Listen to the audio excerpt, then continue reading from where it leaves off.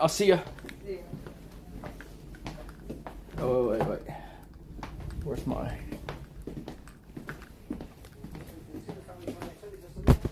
Can y'all see everything, guys?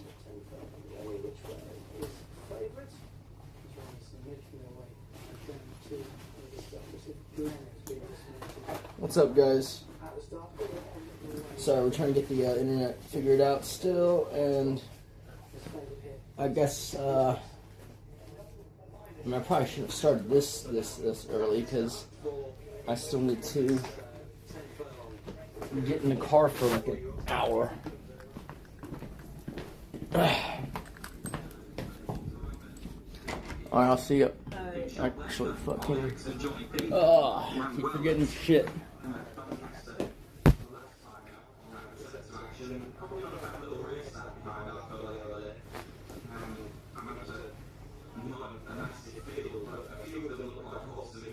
God damn it.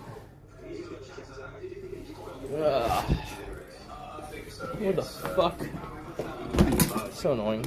Okay. Although I thought our river looked a little bit tubby in the paddock, certainly wintry, and that might have caused me to make him think he's looking a bit tubbier than you'd expect, just because he's still carrying a bit of his winter coat. But any which way was on my radar for the first time he ran last year, and it's looked as though he was a project for handicaps, and the driver has got the form in the book already. So that they'd be of principal interest here. Not my sort of prices, though. I don't know about you, Chris. No, I just thought they were a little bit too short for a race in which I can see a load of potential improvers, really. I think there's that many that have kind of had the handicapping job done on them, that they're all coming together, and the obvious one is favourite, and I can see why, just because as well as looking like he could be well handicapped and having caught the eye, the yard have got this type of horse very well forward. But it is well and truly factored in, I think. Yes, and I think it's certainly a competitive enough race. There are a few you can rule out, just either on the point that they look like they're being set up for handicaps, or that their form's fairly solid. I mean, another one you could consider first time is Glenna, who's, I thought the middle one there was unless it's tucked in the passport. Would entitle her to probably. chances. That was her only turf run. Causing problems has obviously shown plenty to go off favourite in his first handicap last time. Didn't come up with the goods. I don't know how I lost the key card already. It is it was in my jacket pocket, but now it's not. Form, but then it comes from a cute yard, so it's a tough little race. Yeah, it is a tough race. It's Glenna, who is the one that's just holding us up on handicap debut, first start for near enough 200 days. And another one that is up in trips, the Glen Eagles filly. Okay. And the dam was. I'll see you in a little bit. Family that includes strong status. Alright, we're gonna see some cool shit, guys.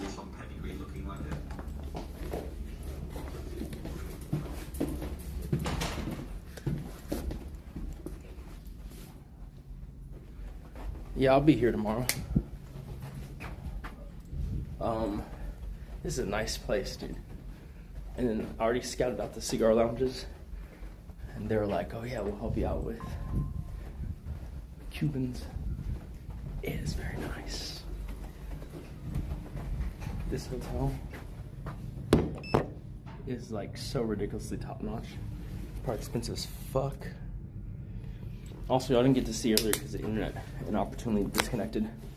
But we have a wraparound balcony, and we're on the top floor. It's the roofline view.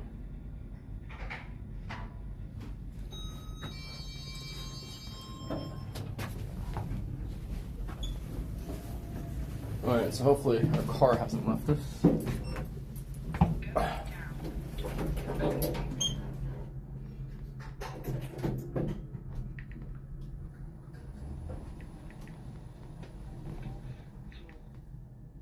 That was fast.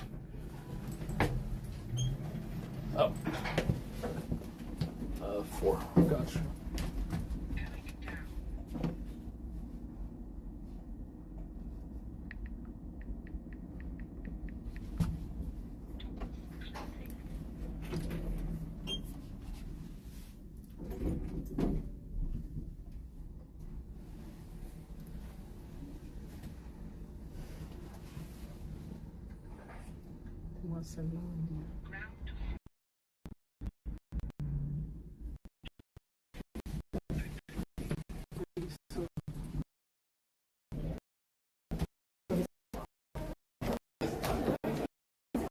Perfecto. And like I'm telling you, like modern technology gets rid of a lot of things that used to be luxuries.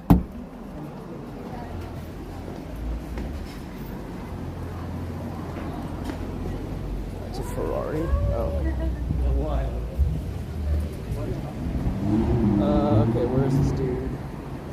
Come on, he is a gray Volkswagen.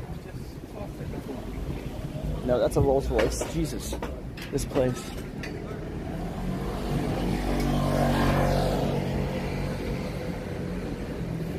It's Ferrari, Rolls Royce. Craziness. I keep forgetting we're on a different side of the street too. For Nick? Nick, yeah. Yeah, perfect. Okay. You don't mind me on the phone, yeah? Huh? You don't mind me on the phone? I'm on the phone. Oh no, yeah, you're good. You're good. Yeah.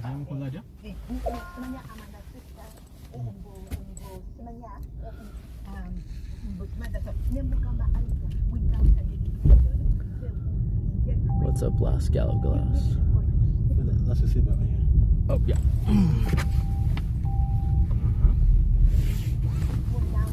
Please use your seatbelt for your safety. Oh, it's Rubinacci. Oh, that's Luca's sister's shop.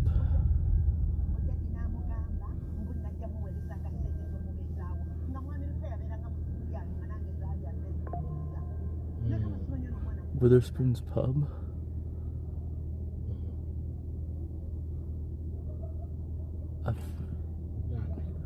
Who's even in that movie? Running Scared.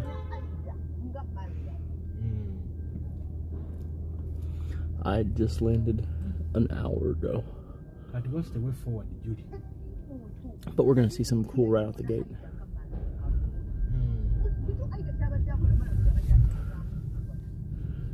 Unfortunately, it's gonna take us like 50 minutes to get there. Just ahead, turn left on Park Lane. Well, I might swing by. I think my plan today is to just get to sleep early. Get to sleep early and then wake up early and then start early tomorrow. But I have something interesting to show y'all today. I think you're gonna like this. In about 15 minutes, we'll be there.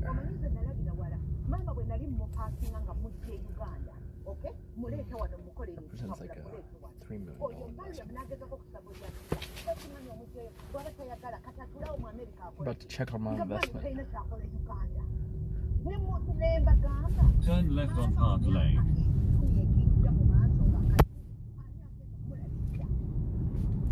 What's up, Destination Storm?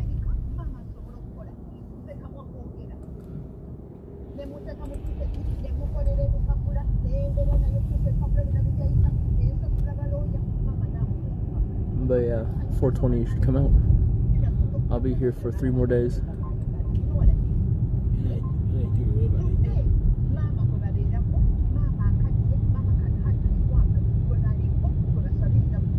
Maybe. I mean, look, if y'all have suggestions on things you want me to go see while I'm in London, just start throwing it in my Discord general chat. I'll review it this evening. In a quarter mile, enter the roundabout and take the 6th exit onto Knightsbridge using the right lane.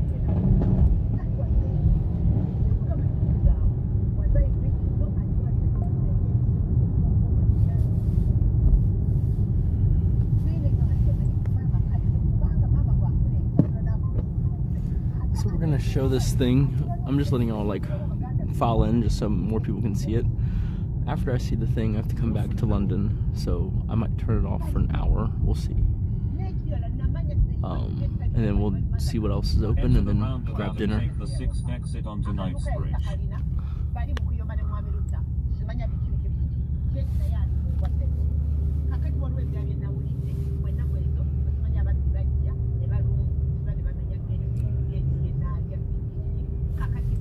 What the hell is Harrods cream tea? Yeah, I got the nice pigeon. Yeah.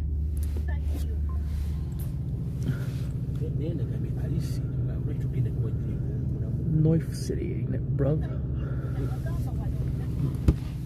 I'm sure there's tons to do. Tons to do here. Got bespoke shoes at a place I need to check in on. 2 suits in progress I gotta check in on. Just a lot of stuff.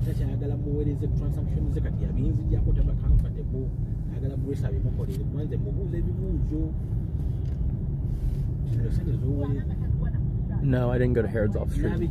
I've owned that pendant for like, I don't know, 5 years, 10 years.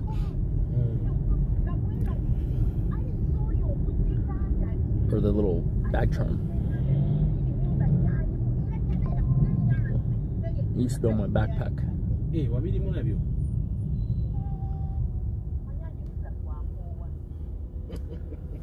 Okay, yeah, let me know. 420. I'll be in the city all day. Yes. Well, I've never seen that movie. Running Scared. Is it a good heist movie?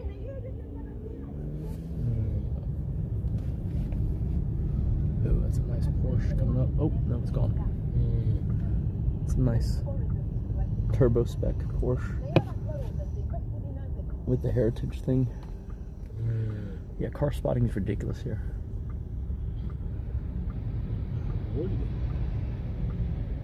Living a rough life. Using the left lane exit onto Knightsbridge. Harry Potter.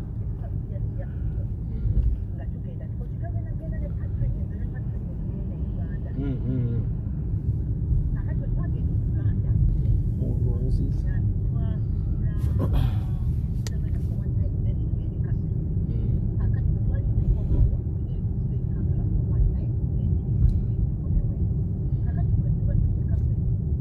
In a quarter mile, keep left on Brompton Road using the left 2 lanes.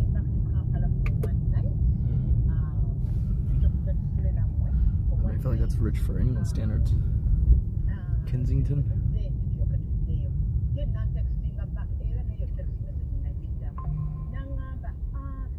Well, I also had 2 glasses of red wine, compliments of the hotel. So I is a little blitzed.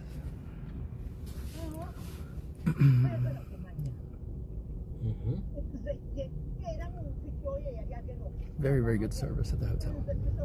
Exceptionally good. They noticed Kate was under the weather, and so they just, without being asked, sent up tea. Pretty cool.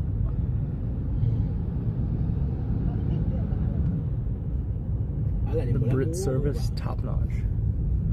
It's like at the level I expect in like New York and LA.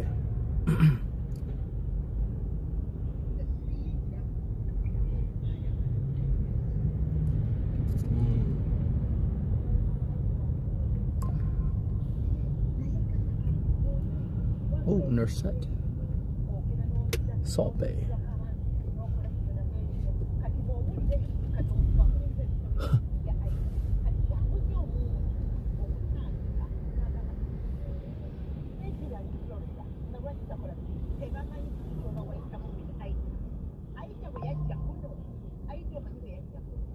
It's a gold Nautilus. Alright, he's getting paid a little too much for that.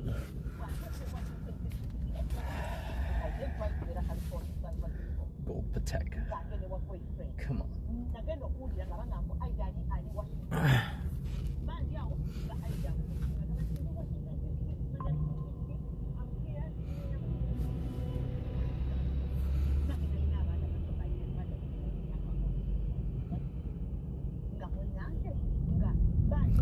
A joke.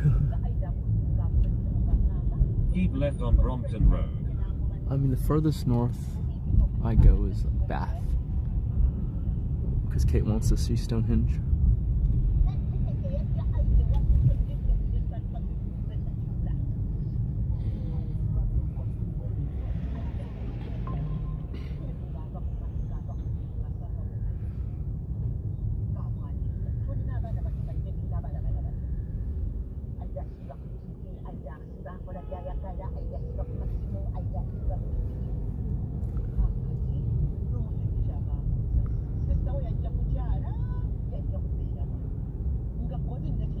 nice.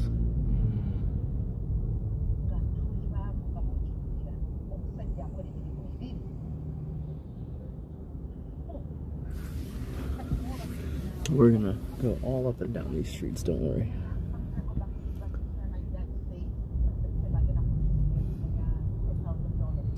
Also, don't worry, we're not wearing anything right now, but later we're gonna go to a, well, maybe not today, but tomorrow. Ooh.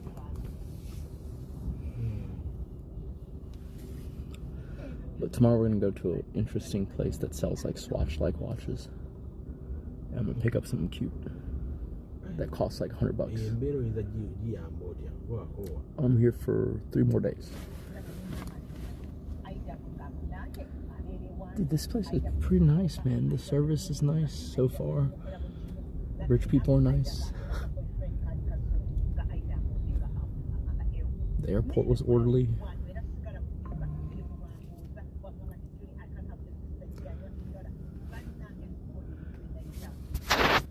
So we had a private driver from the airport, and he was like pointing out stuff. It's pretty nuts. That's a 500-year-old building. That's a 1,000-year-old church. It's just like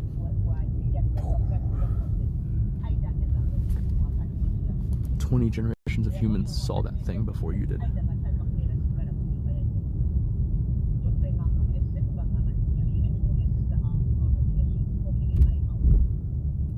Oh, there's Harrods.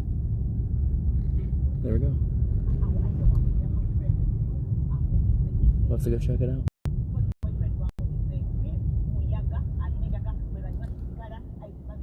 Yeah, let me know the dodgy areas. Probably tomorrow. We're gonna hit a lot of spots tomorrow.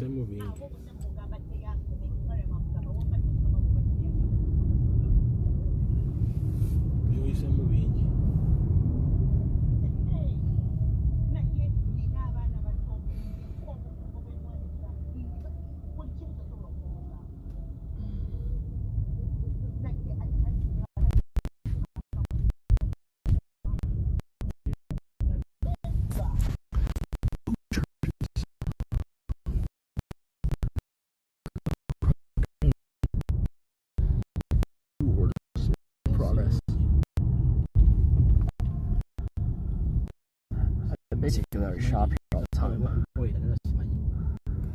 I got stuff going at 2 of the Savile Row suit makers and 3 of the shoemakers. I need to start making this an annual thing. If nothing else, just to stock up on cigars.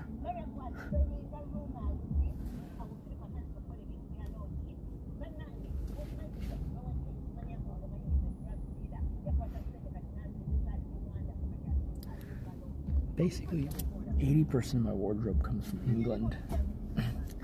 Every smoking jacket or silk evening robe that I wear, all from either Harrods or like Daniel Hansen or something like that.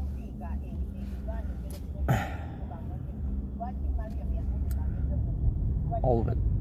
Basically, every time you see me looking like Hugh Hefner, it was from here.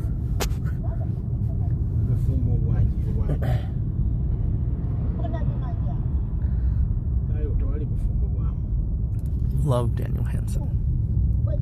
Fantastic smoking jackets and robes.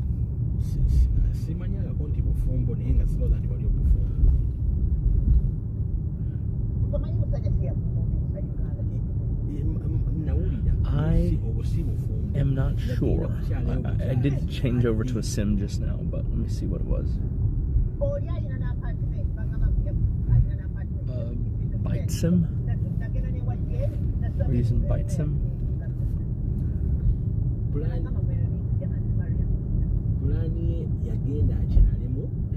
I'm close to everything that I like.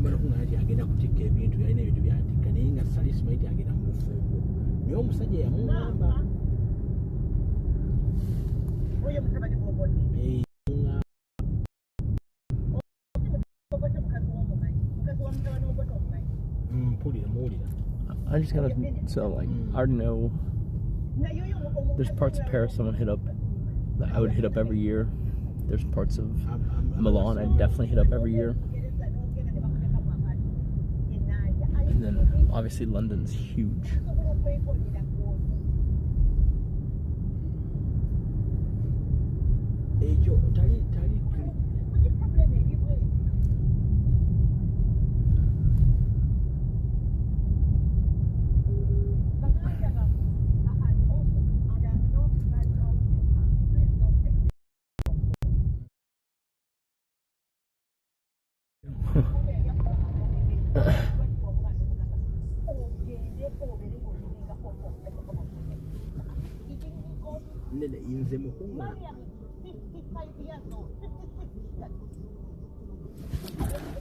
I'm definitely coming back to London at some point.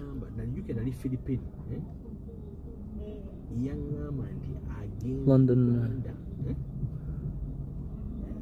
Milan. There were so many watch places in Milan.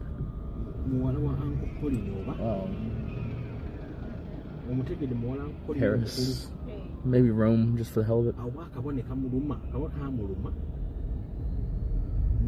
Baked beans.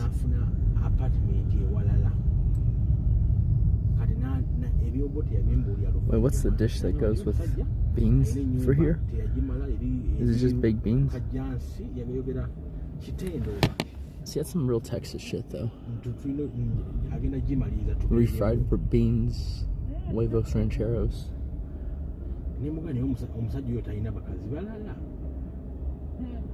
Is that the best catch you're funny?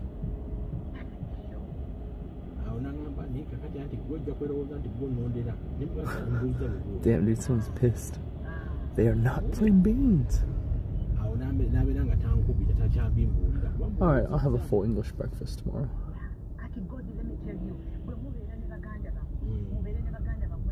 Ooh, architecture.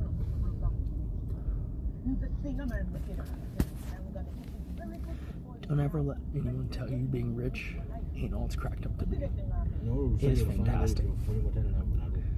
You get to just sample all of the best shit that humanity has to offer. Now, it's not guaranteed happiness. Nothing is. And, you know,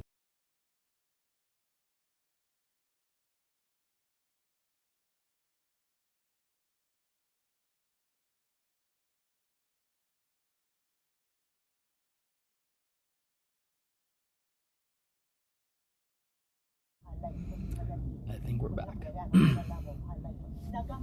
Sure, you can't buy height. Sure, you can't buy class. Sure, you can't buy love.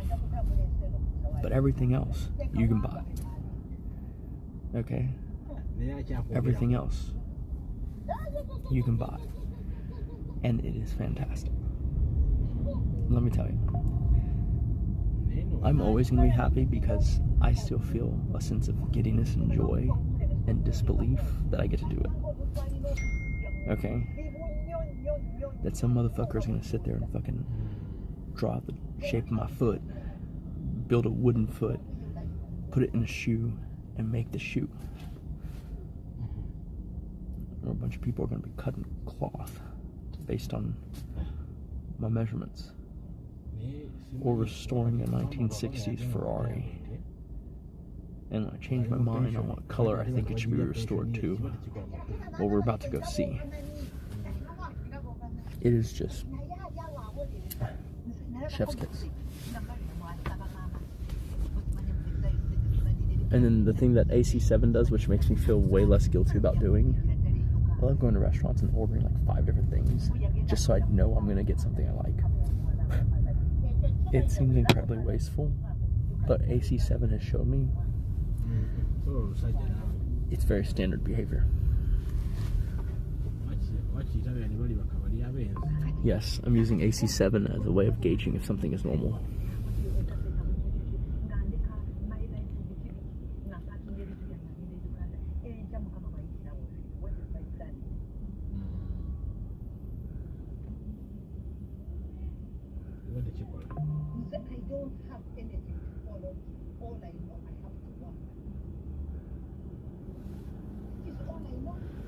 Dude, I feel bad for AC7.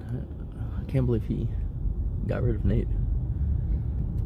Like, I was watching The Bachelor all of yesterday after I got off stream. Great segment, by the way. Kudos to Paul. Good job. It was very entertaining. Very entertaining. But, like, Nate is a boss, dude. Streamed 14 hours as camera guy or some shit like that.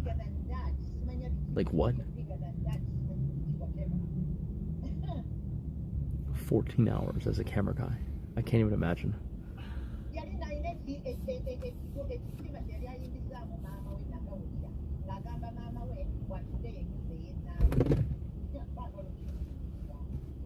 They need apology.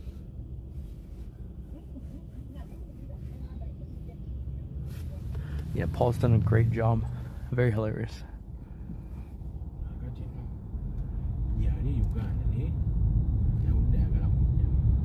Well, so I think Nate and him will make up as friends. But Nate was saying on the stream last night that he doesn't think he'll work for him again, which that's a huge loss. Yeah, exactly.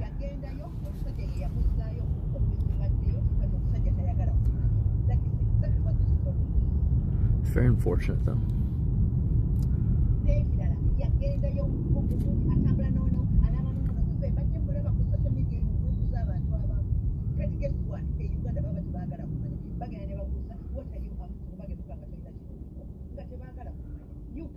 I think it'll be fine. I think it'll be fine. People's perception in the short term isn't really a big important thing. Fall in love with this man, okay? Get on the plane anytime you want. Live in London. Have your job. Do whatever you want to do. We're gonna buy a cheap London watch later. I'll tell you this, the moment we got off the plane and went to the hotel, took off the RM.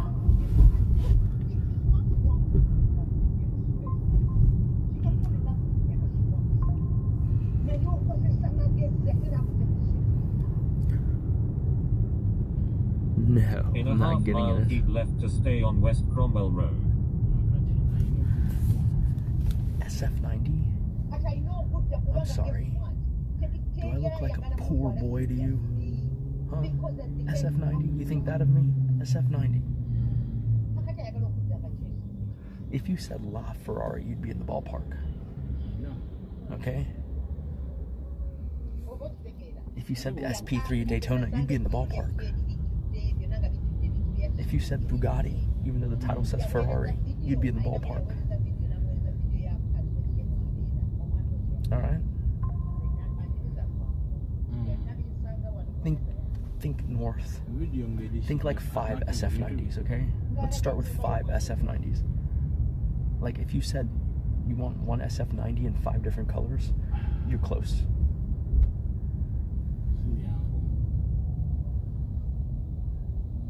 Speaking of colors, that's what we're picking today. That's what we're picking. Yeah, today is warm in London. It's crazy. Warmest day this year so far. Well, the difference is, okay, so think about this for a second. Use your brain. If I wasn't streaming, how much of this would you know? If I wasn't streaming, how much of this would you know? Okay then. Yeah, you see? You guys lucked out because I'm streaming. So you get to see it. Normally, no. May not even make it on Instagram. You know? You wouldn't see it normally.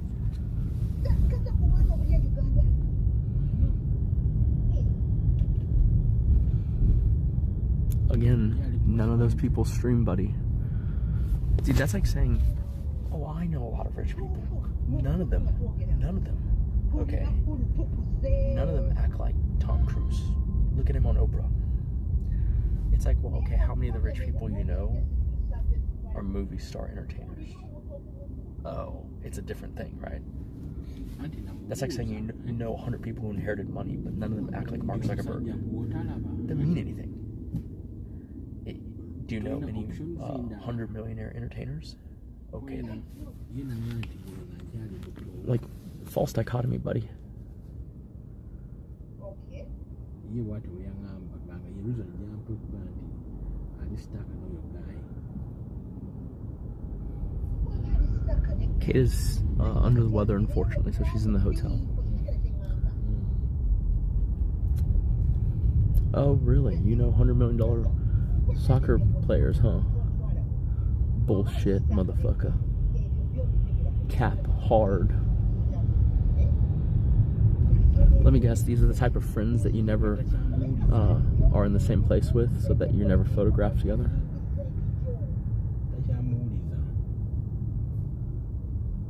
Okay, buddy. Again, that's an athlete. Totally different thing.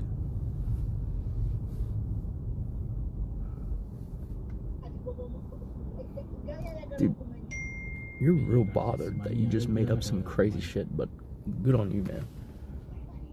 I'll believe that you were a waiter and Cristiano Ronaldo walked into your restaurant one time. I'll give you that.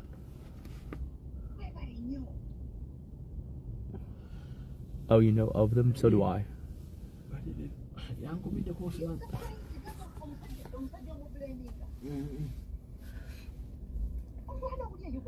Yeah, you knew of me as Amouranth's husband before I started streaming. You didn't see any of this shit. What the fuck does that even mean, know of? Okay, sit down. Sit down. Fucking, I know of them. So do I. So does everyone. If you know their name, you know of them.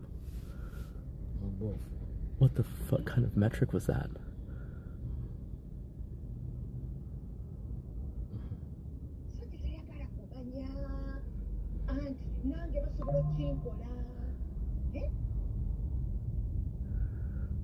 Switzerland has more new watches. The vintage game is probably owned by London, and you know, I'm probably just London, honestly. Milano's pretty good, but London is probably Keep left to stay on West everything Cromwell town. Road.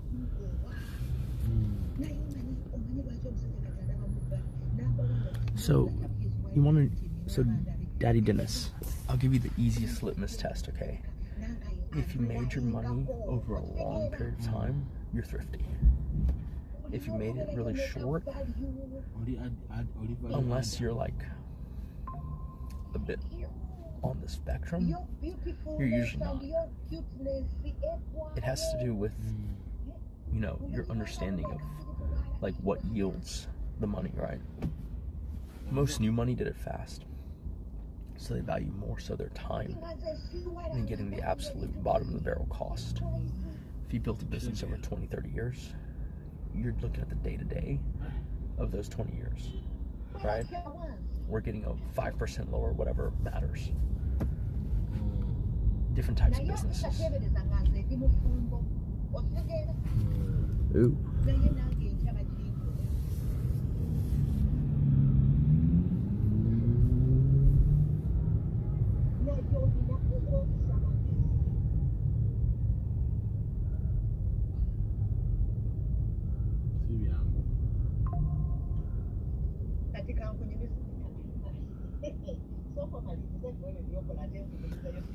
Yeah, I mean, as a banker, I wouldn't be surprised either.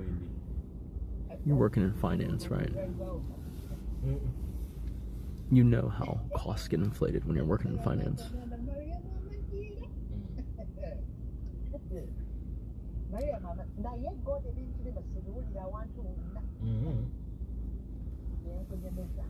I think it's more telling that you watch me get on stream every day and you sit there watching me be rich. Seething.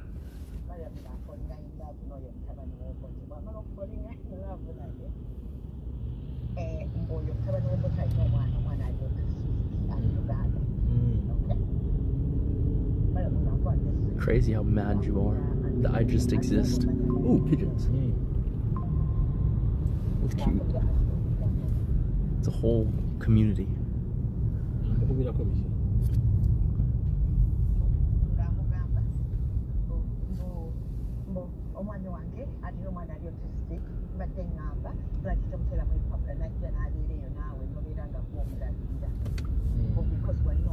Yeah, the rich part is just something that helps unlock experiences. No one really cares that I have the money. It's what does the money allow me to do and show you guys that normally wouldn't be shown.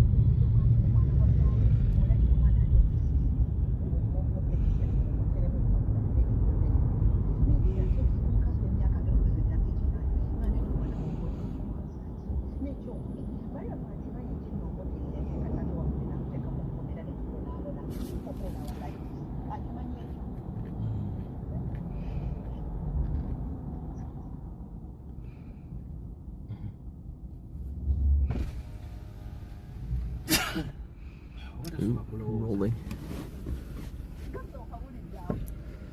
Ridiculously high. This is like a fucking $170 cab fare.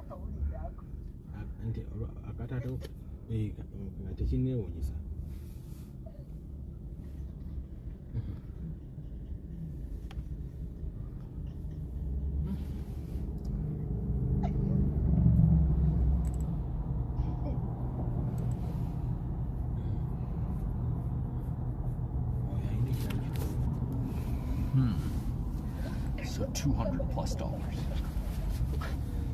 Like $220.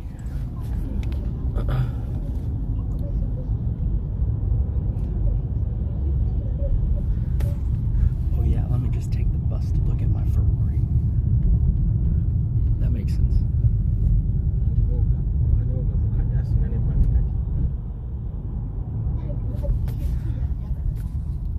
The important thing is it's probably round trip $500.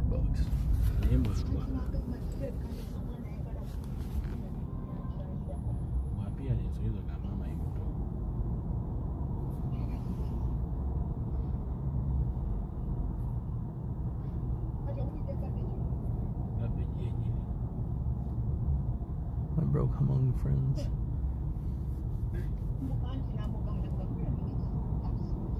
A pigeon? Oh shit.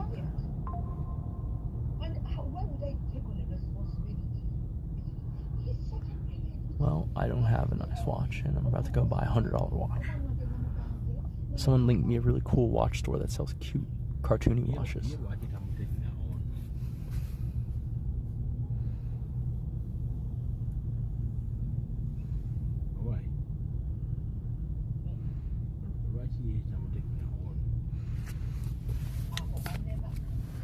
Real talk, the hotel has a central safe that I've checked all my valuables into. So, I mean, if you really want to go rob like the fucking most expensive hotel in London, go right ahead.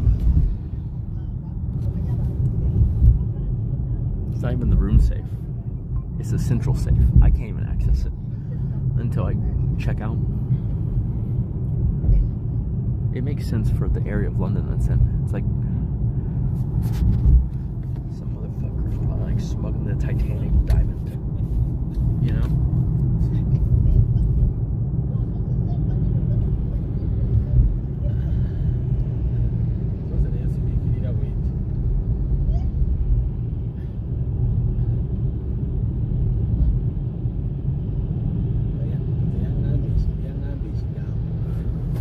Bro, I don't even want to try and drive on the other side of the road. I'll be honest with you. Rent a car for the West Heathrow. in London. The instinct is just not good.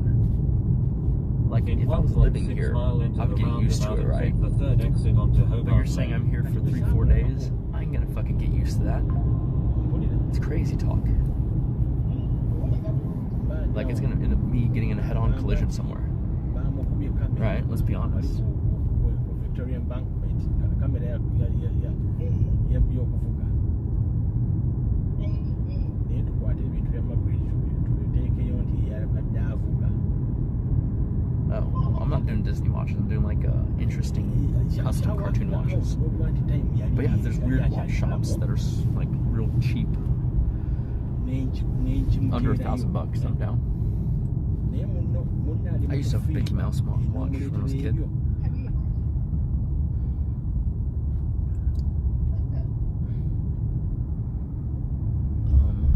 You could say I ordered a Ferrari in a way. You know, in so much as you can order a $4 million Ferrari. We did that.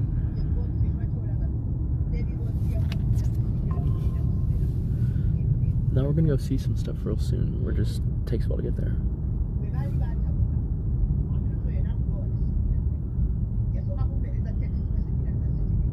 I mean, I'll check out the Disney store. Let me see what the store I was going to is called at some point. Mr. Jones's Watches. Check out that website. That's where I'm gonna go at some point.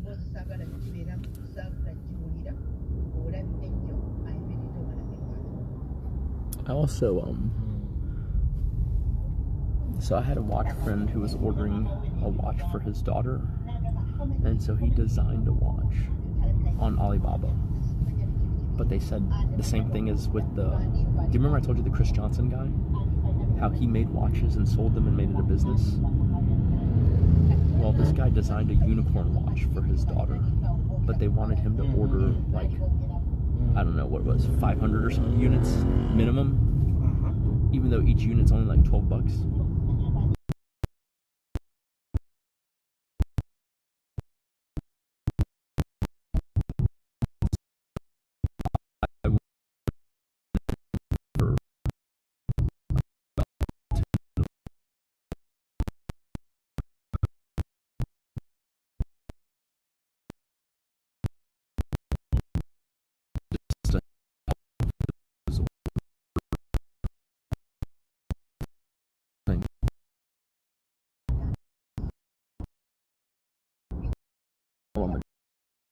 Give one to my but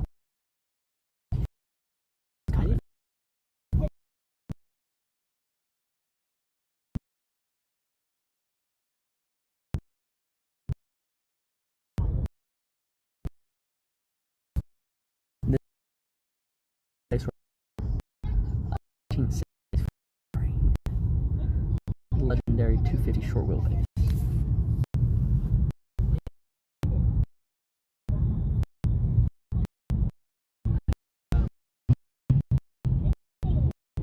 Yeah, I watched a lot of the battle last night. Fantastic.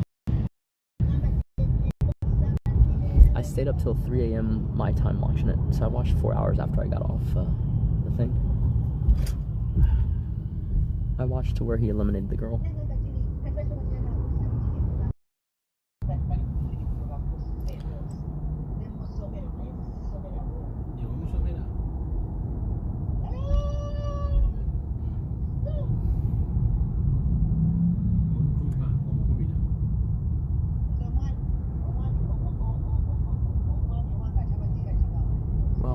The cab ride estimate was 50 minutes, so I don't know how long I've been in it.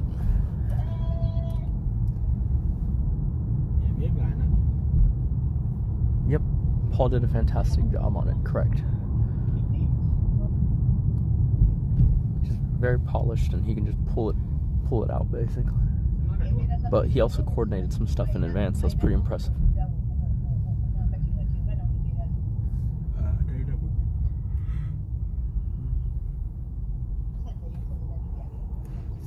This is true daddy Dennis, but I did find out at one point in 22.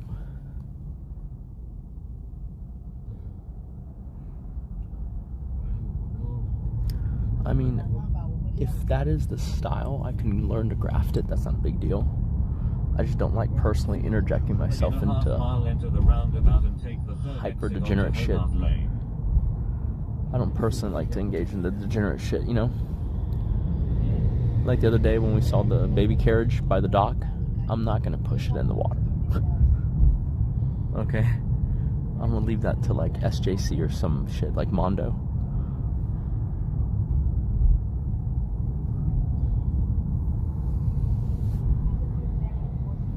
Mondo could have done a fantastic rendition of Fat Bastard in Austin Powers. I want my baby back, baby back, baby back. I want my baby back, baby back, baby back. Chili's baby back ribs with barbecue sauce.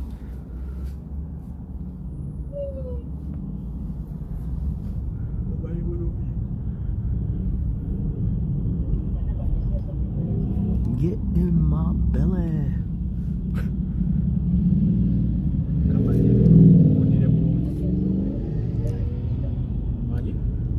I mean, Mondo tried hard, just he couldn't take accountability, right? If on the day that we were waiting for dinner, he would have just been like, I cannot get this, done by 9:30, right? I would have not eliminated him that day.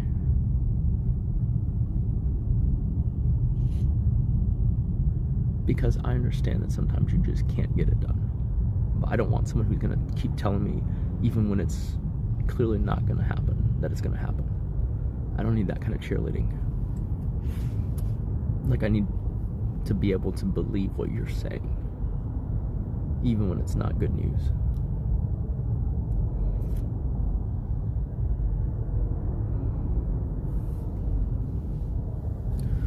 Well, so the thing is, this is a restoration shop, right? So it doesn't need to be in the center of the city. In fact, it doesn't really make sense. Yeah. But that just means it's going to be a bigger facility with more stuff to see.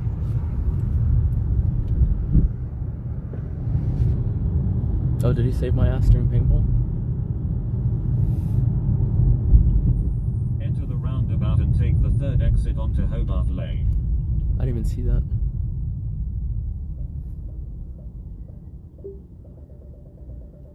Oh, he tried to.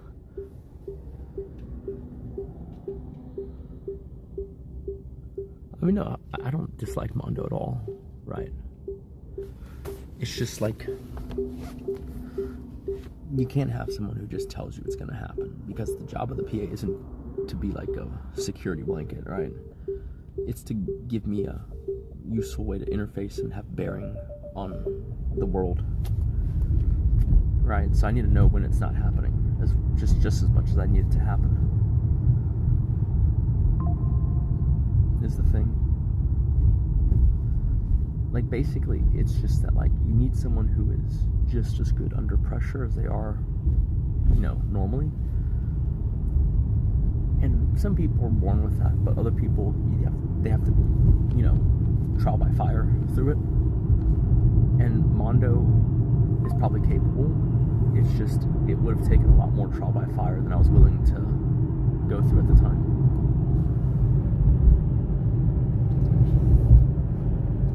You have to understand that, like,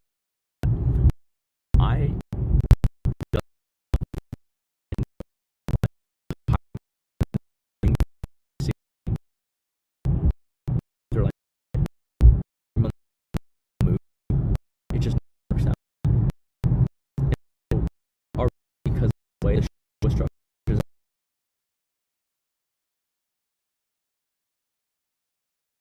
I didn't.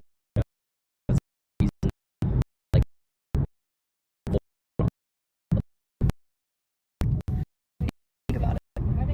I knew I was going to South America a week after for 2 months.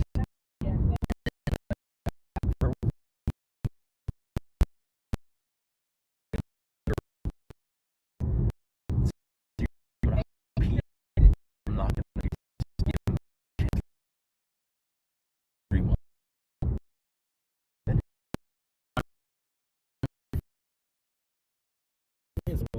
Came down to someone else. Because I didn't think he would take it. I'd rather part with 10K than, give someone a job that they're going to be ill-trained for the first 30 days. Because we could run another apprentice when I'm going to be home a bunch, right? If I did hire someone, I'd probably try and defer them at, like, I don't know, a percentage of pay for not really doing anything, and then just onboard them hard after I got back from Europe. It just didn't make sense to hire right then, but I wanted to do the show. Yeah, I mean, I would have stuck with it if someone actually hired on, right? But yeah, it just didn't really make any sense.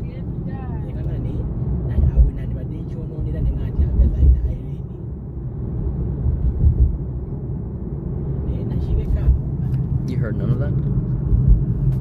No.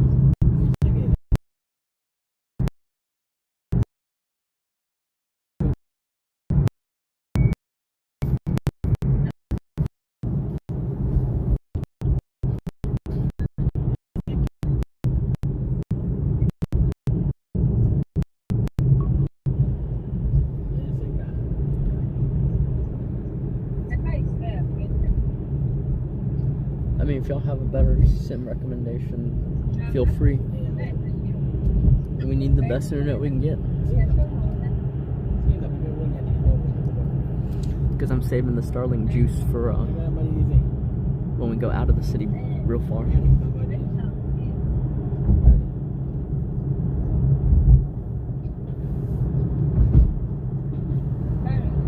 I have like 12 hours of Starlink total and no ability to charge anymore, so. Starlink for Stonehenge.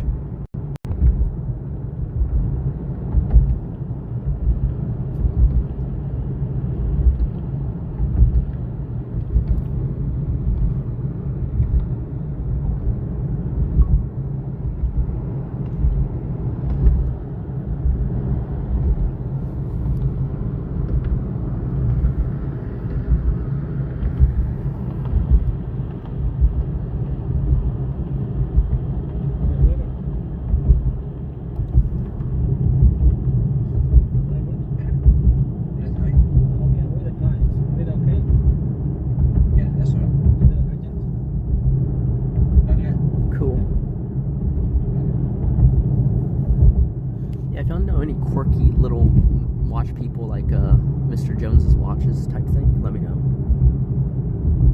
Under $1,000. Like just interesting things. Oh, thank you, Ayakus.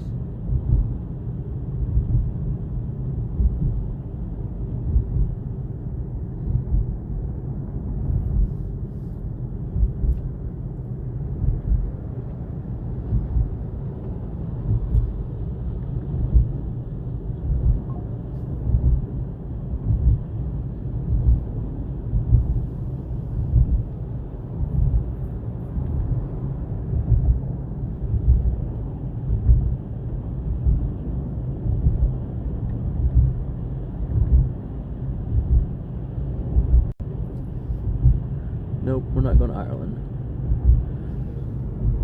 I have a lot of business to take care of back in the States, otherwise I would extend this trip and catch all the things. I'm sure we'll be back at some point, but yeah. There's too much to do right now.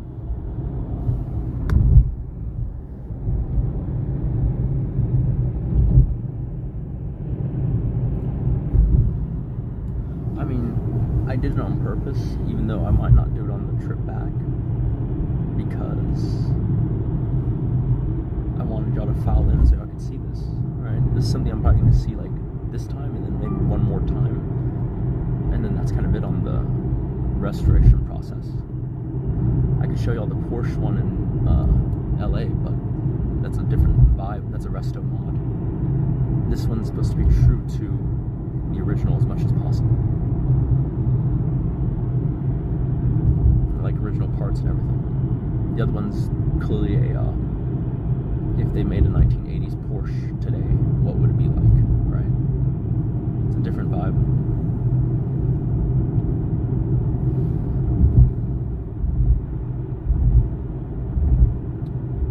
What do you mean, if a PA doesn't take my advice? What are we talking about?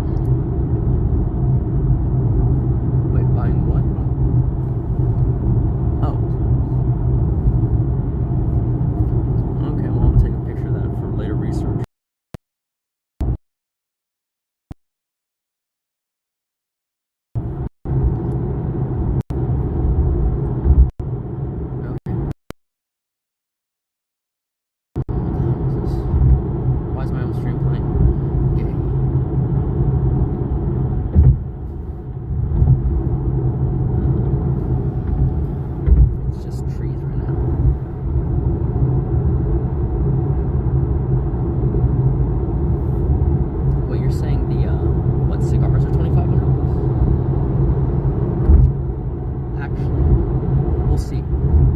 I'm curious to see if the crazy old school cigar joint that Tate goes to, if they still have those pre-Castro Cubans.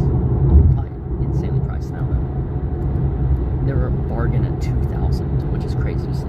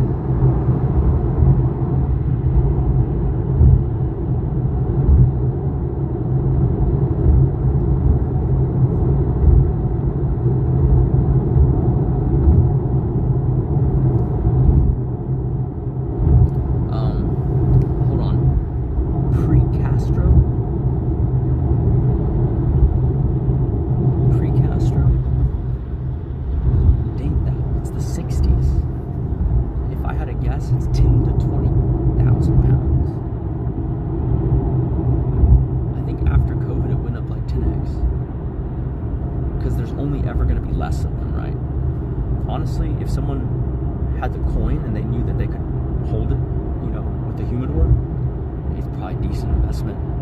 Imagine what that shit's compounding in 10 years.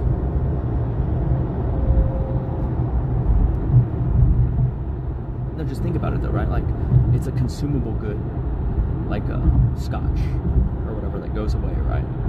Except it's one smoke and it's done. How many pre-Castro Cubans do you think are existing in the world? Maybe a couple thousand? In 10 years, they'll be like 10 or 20% less. Which means you're sitting on something. Think of if every month a couple people ripped up Charizard First Editions. Would holding a Charizard First Edition be a pretty good investment? Almost certainly, right?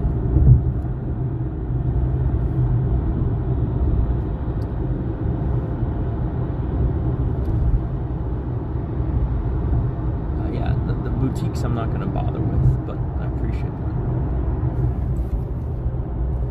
Well, so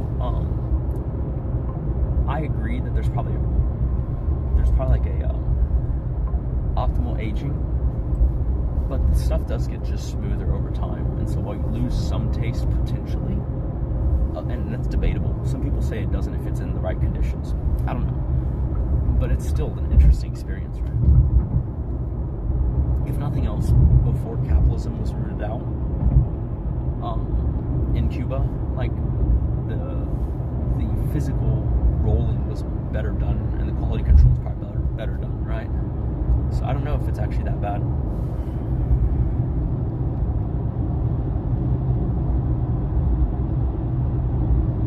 No, I didn't say I don't do bonding. What I said was I'm not aware if I am, right?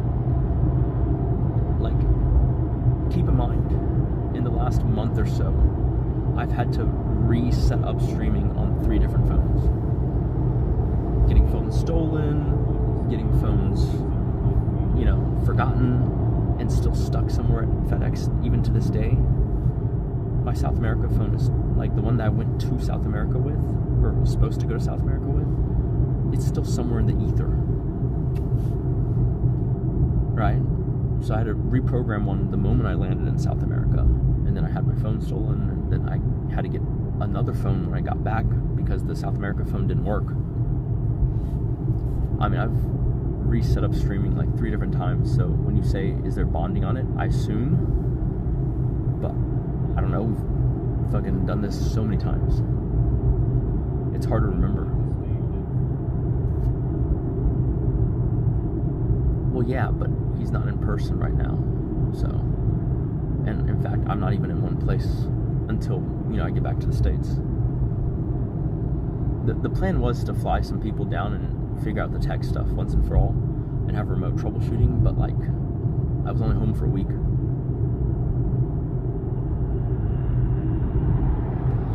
Nick, if you have bonding on, you'll have 2 boxes in the upper right.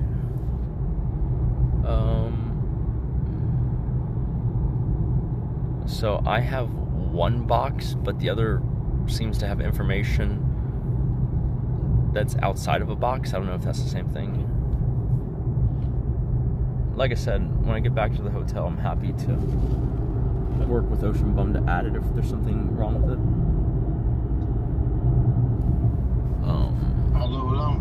Yeah.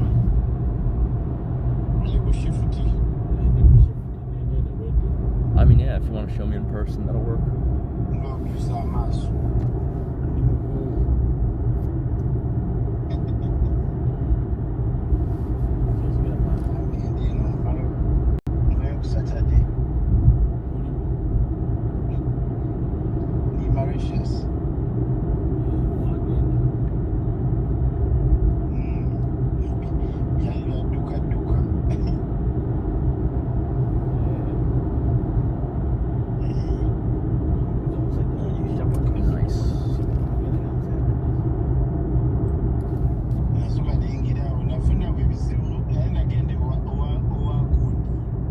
Yeah, I mean, we'll handle it this evening, I guess.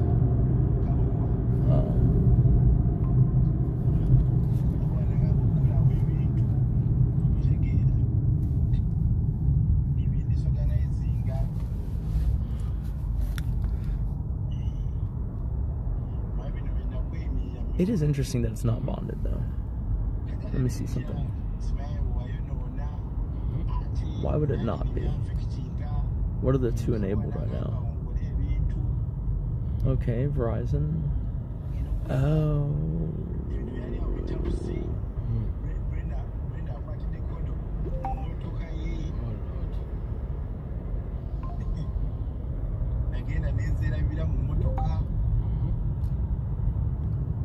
Yeah, I don't know. I mean, there's automatic data switching when one fails, but yeah.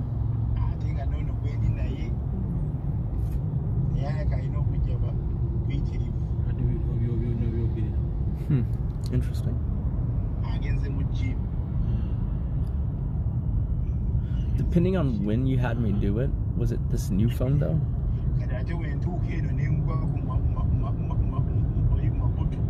Or maybe... Because, so when we were at home, I know we were doing it with the Verizon and the AT&T. I don't know if there's something with, I'm not very familiar with Androids. Like when you turn off AT&T or retoggle both, does it fuck up the thing? I have no idea.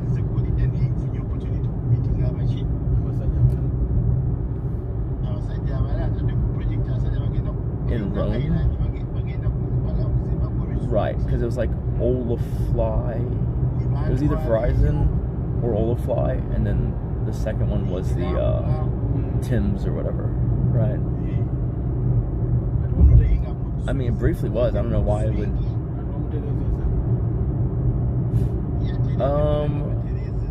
I updated the phone sometime in Denmark. Blah blah blah. Automatic software version update.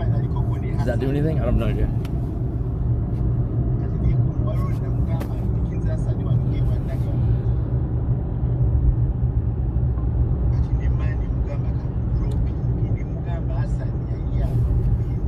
What's up, Melvin? Okay, it's bumpy.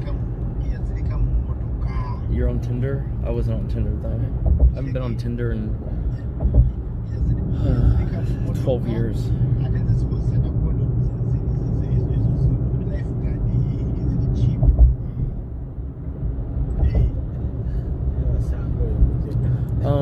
Ocean Bum, if you could just relay to the guy, or maybe I'll relay to him.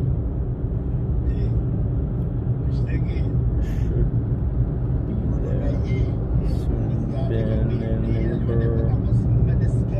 30 minutes.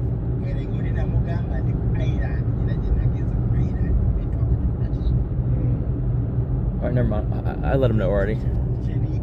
I let the guy know that for whatever reason it took longer than an hour, but whatever.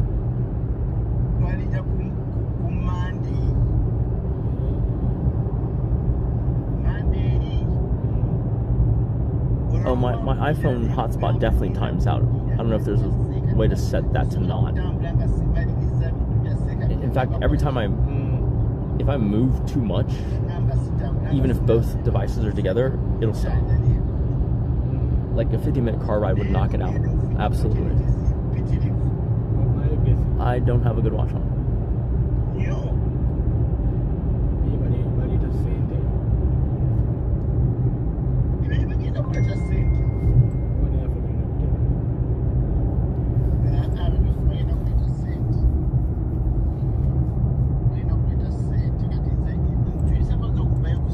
I need to use the bathroom when I get there, though.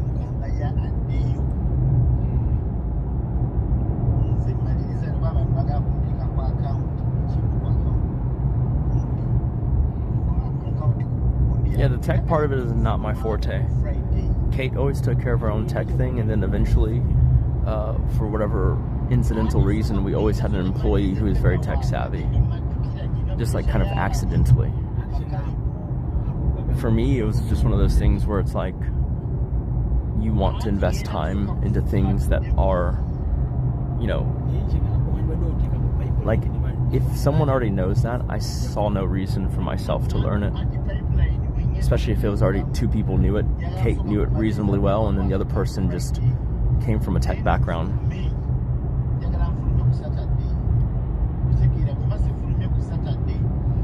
So it just never really made sense. Obviously, as the streamer, it's good to have some chops.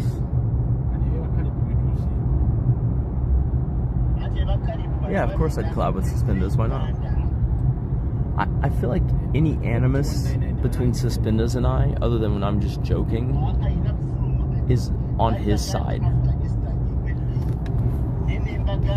I don't want to put it this way, but I feel like a lot of people, there's like two types of people, right? Maybe three. There's people who are cool with you if you're cool with them, right? And that's observed by most people. There's people who are cool with you because you're rich. That's really a thing. And then there's people who are not cool with you because they're kind of doing the dick measuring thing because you're rich. Like I said, because I do content now, I'm always gonna flex, but my natural tendency is not to do that, right? Like most of my friends, I think, didn't really know I collected watches until like sometime after I started streaming, right? Like, unless you've been to my house, you've never seen the cars because I don't really drive them. But like, content creation is a different thing, right? You have to, I mean, like, if I was gonna do that in content creation, it'd be boring as shit. Imagine if I barely ever drove any nice cars. Or if I barely drove anything other than the Porsche, right? It would be kind of, why watch a rich person is just like everyone else. I'm just gonna go ahead and take out the swatches and take out the Casios and the G-Shocks.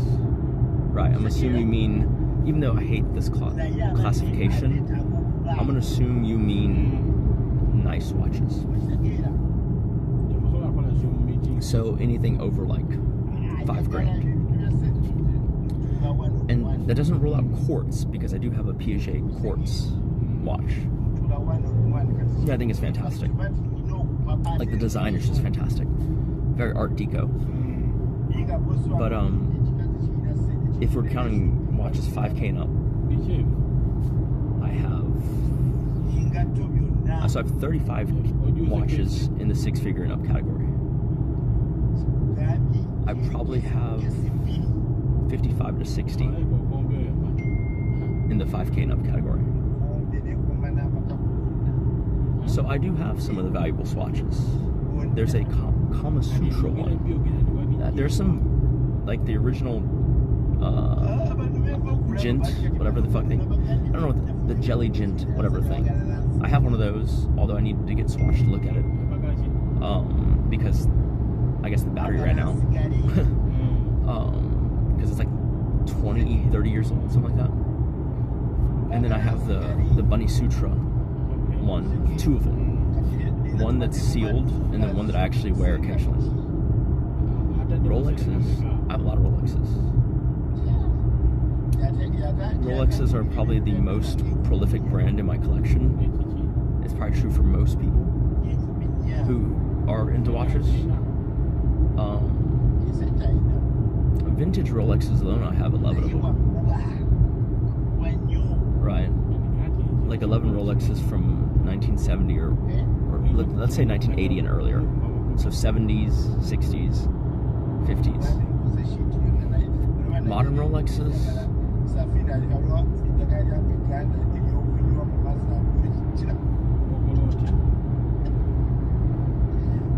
Seven modern Rolexes. 7 modern Rolexes, 11 vintage Rolexes, and then 1 Rolex I gave as a gift to my brother. And then I also gave one to my dad. But yeah. We are hunting for a 250 short wheelbase. Market price estimate, 5 to 6 million.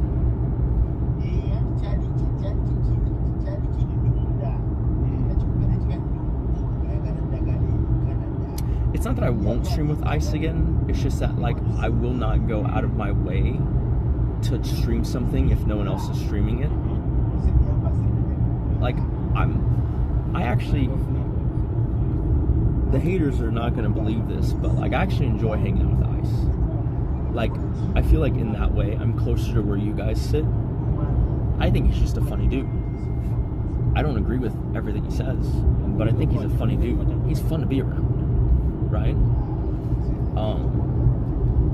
And it probably helps that my first impression of him, because the first time I interacted with him, we talked for like 3 hours, 4 hours, and it was all streamed.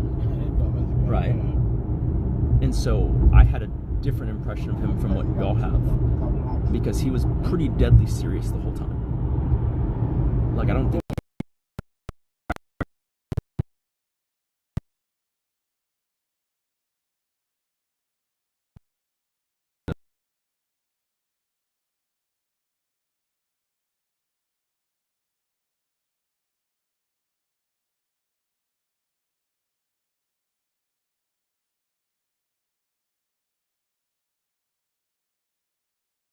it was kind of mutual therapy.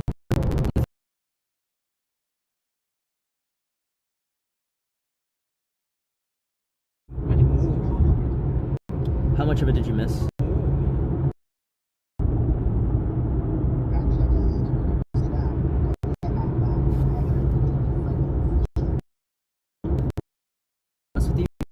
Except for that brief Hondro sequence in South America, and like I kind of played up. Right. Like when he called me and I played up, that's different.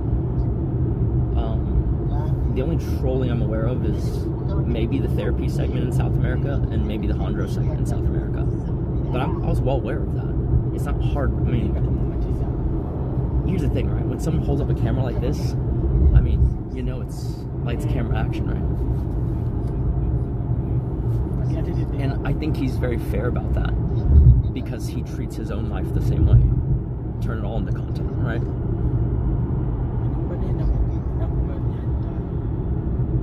So you can't have hard. The thing about it is, I look at people. I think the most fair way to judge someone, as much as possible, you know, is to look at them, you know, and accept their standards, right, for themselves and whatever, right? Like if they say, this is my moral code, this is my moral compass, I think this is right, I think that is, you know, not right. Well, then how well do they live by their own code, right? Most people just look at it from, here's my code, you're not living up to it, right? I like to try whenever possible to accept what their worldview is and how they choose to pursue that, you know, and how closely they do so. And I think he does a pretty fantastic job. You can disagree with his reasoning or how he got to that conclusion, But I think for the most part, he lives up to what he is, preaching. Yeah, exactly. Like, I far less patience for the people who, go by the do as I say, not as I act. But even then, if they're really good at creating, if they're really good at framing the paradigm, I might forgive them for that, because their role isn't to be an example, their role is to be a teacher, right? But I think Paul does a pretty good job with that. But I don't know if it disconnected the whole time.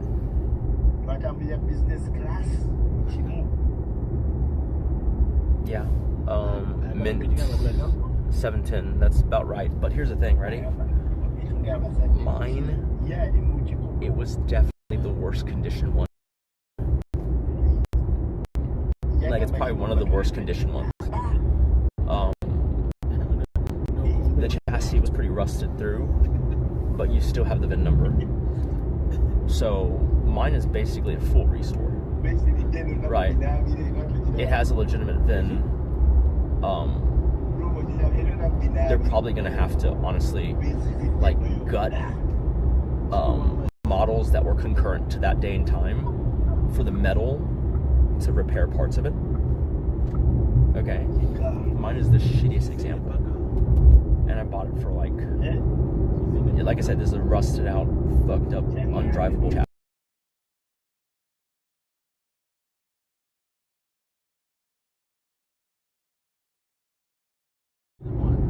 Dude had a beach house. Okay.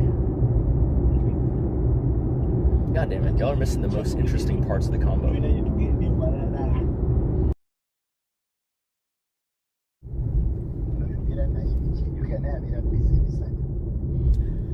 don't know what's going on, but y'all missed the best part of two different dialogues. But we're almost there, so whatever. It just went out. Well, I mean, to be fair, we were just going through a very densely treed area. And now it's cleared up a little bit. To be fair, it was very densely treed. It was like terrible, and then it's back. I don't know. Like, it was just unconnectable for like 10 minutes. Oh, here we go. It's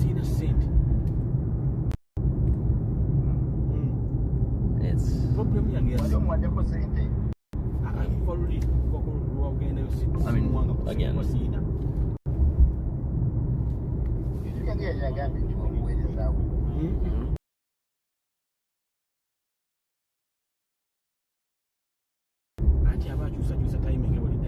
that shit don't do well with this for whatever reason.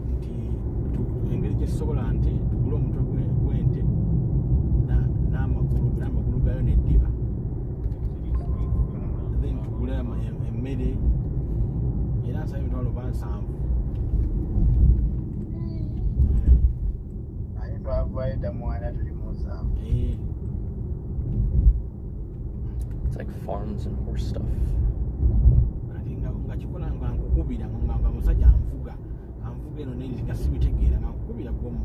But yeah,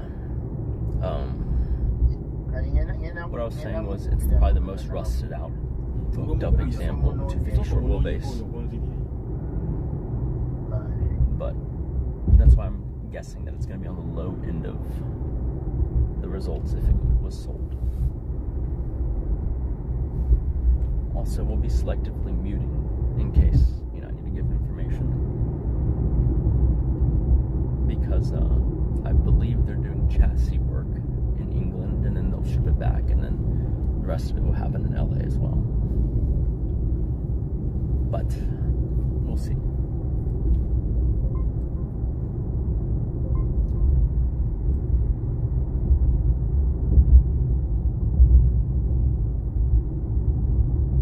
I've only seen the pictures. We'll see how it looks. This is fun for me too.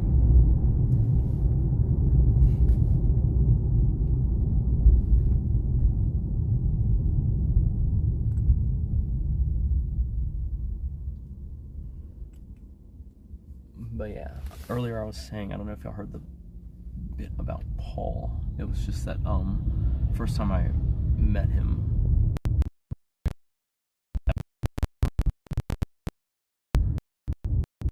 it was like a 3-hour off.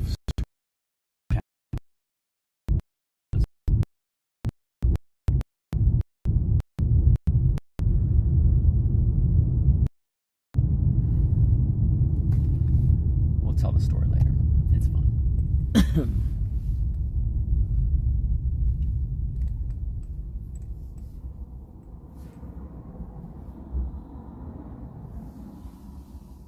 I mean, it should be done with, but I guess we ran into traffic.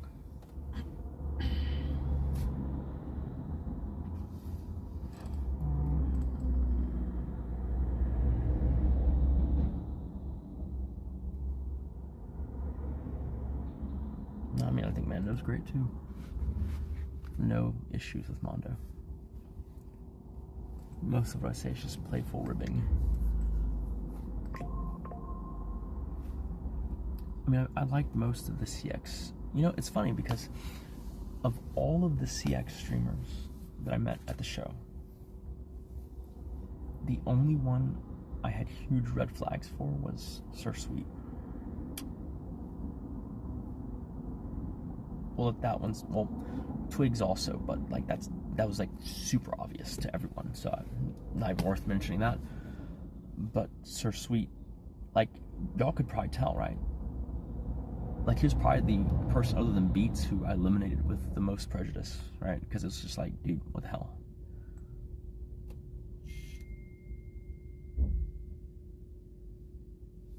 You know?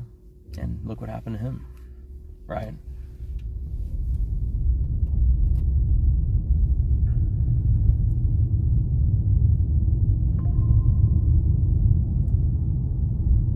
That dude was a bit unhinged.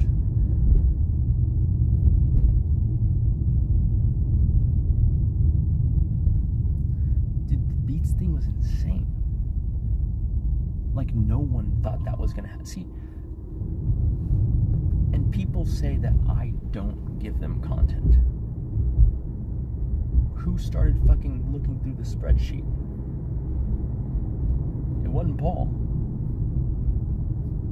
The Beats thing was a discrepancy found in the spreadsheet.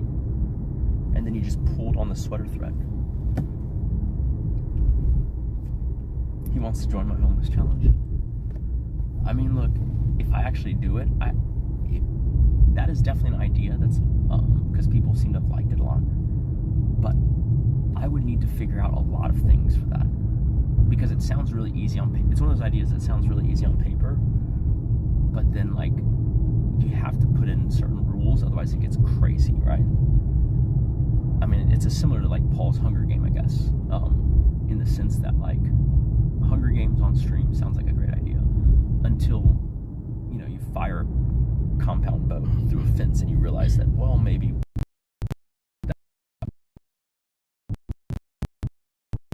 have to change some of the mechanisms.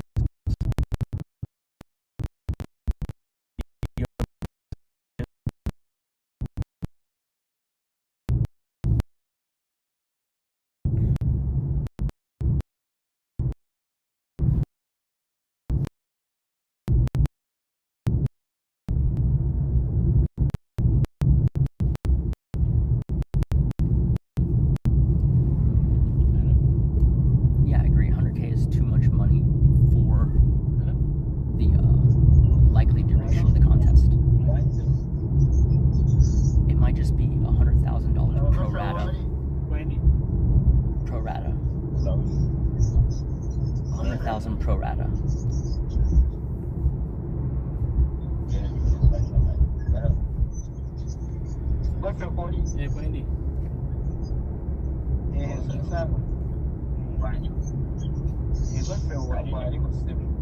I mean, like, it's like annualized 100K for however long the contest goes. Winner gets that plus 10K, something like that.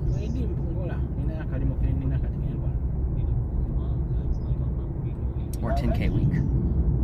Actually, I like 10K a week.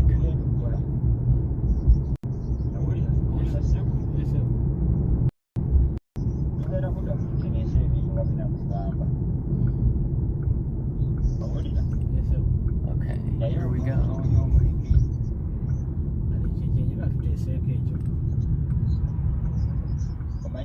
Across it.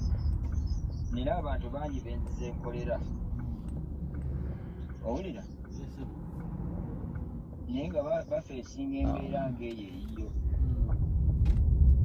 I mean, I don't have really much expectation of what my followers look or act like, so it'll be a straight surprise either way.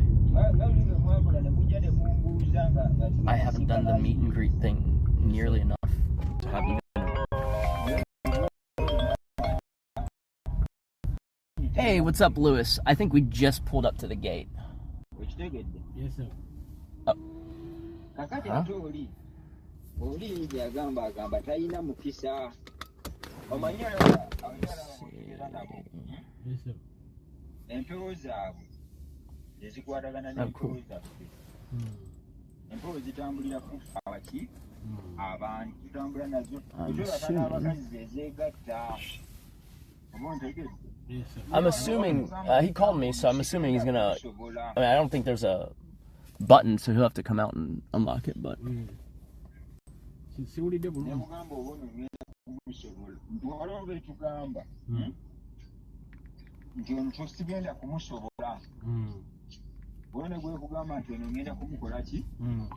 oh, I guess that might be him. So there we go.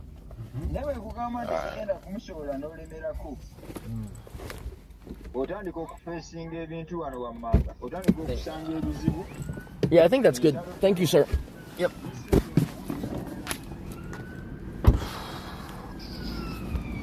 Hey.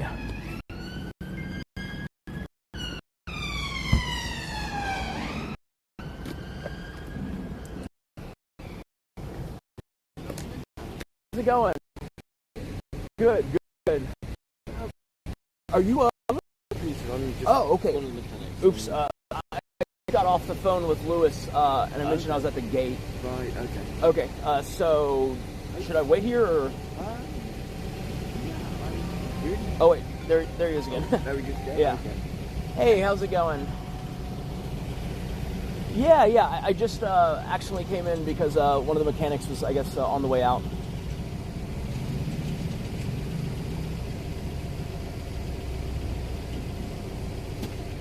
Okay, sure. I guess I will just walk down the, yeah. Oh no, okay, perfect.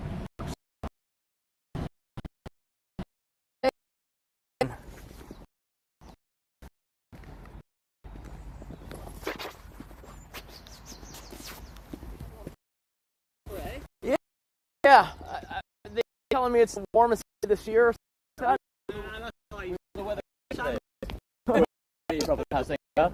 Nice to meet you. Nice to meet you. So one of our business as of 2 years ago? Yeah, 2 years ago. I think I read like a little, I can't remember if it was an Instagram release or like a little thing. Yeah. Don't believe any of it. Yeah, I hope they did you justice, yeah. And this is your first time here, right? Yes, yeah. Okay. And it's like my first time in the UK for, I don't know, man, 12 years? Wow, okay. Yeah, and it was just to visit my brother who was studying abroad briefly at the time, yeah. Okay. Yeah. Wow. Oh, amazing. And I guess you literally landed today, or? I did, yeah. We landed this afternoon, and then, like, I mean, it's an hour to get anywhere, it feels like. Yeah. Yes. Yeah, airport to, yeah. Oh, wow, okay. Do you have a bathroom by chance? I'm gonna... Yeah, absolutely, yeah. Yeah, we've just we've had a fun day ourselves. We've driven 400 miles so far today. 404. 404. Yeah. So we haven't quite covered the distance you've travelled, but we've travelled a fair. But it is a competition. Exactly.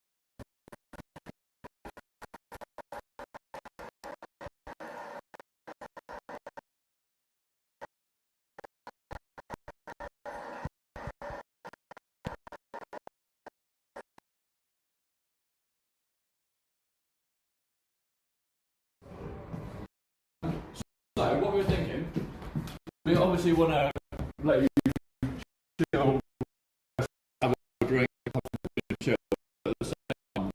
We'll start the tour first of all. Oh, that'd be great. And At least you can say hello to a couple of people. Can I vlog it by chance? Yeah, of course. I've just started doing a little bit of dabbling in content creation, so Okay. yeah. I mean, like, I did most of my stuff on the business end of social media for the last 8 years, and so it's just kind of fun to yeah. And he's got the face and talk for Instagram as well. Yeah, definitely. I've got a face for radio. Do y'all have Wi-Fi by chance? Just so. Yeah. It's There. Ferrari. Dino Ferrari, isn't it? Yeah. Yeah. The guest one, right? Right. And then GTO yeah. guest. Dino capital D and Ferrari capital F. Okay, cool.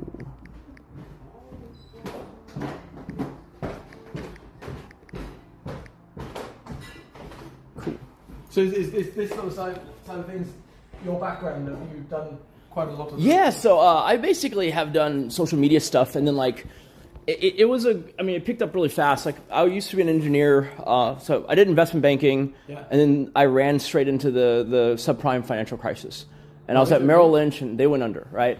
And so then I was like, okay, well, like I still have some schooling I can do, and then like just kind of take some engineering, math, and sciences, and then go do something else. Because in Texas, petrochemical is pretty huge, and so did that, and then I worked in engineering for a bit, and then from there, like I kind of saw the social media thing taking off, and I hated social media. I didn't like the idea of what it was and all that, but like still, I could see that it's like the progression yeah. Going to be enormous, yes. Like because I used to be still big into the finance thing, so I'd go to like the Warren Buffett, the shareholder meetings, right? Yeah, okay. And like you'd hear these old fund managers talk about how there's no way Facebook, like is worth more than this company or that company. And I remember thinking like they don't get it yet. They're still thinking But like, they will. yeah, how many ships and stuff do you own? How many? What's your asset base, right?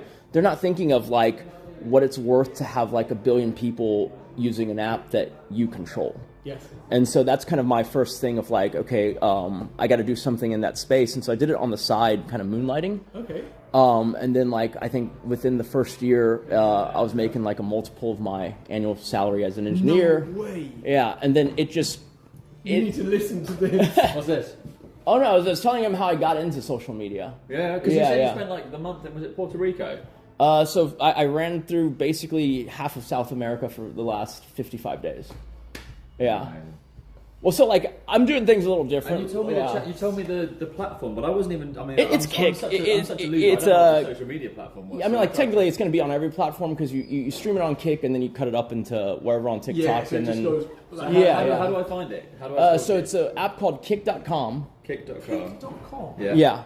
And then Lena, my wife would definitely know about this. So it's way bigger in the States. It's an app from Australia, but like for whatever reason, it's not big in Australia. It's big in the States. Yeah. Oh, okay. Yeah. I think it's because the US based streamers kind of took a big chance on it first. Yeah.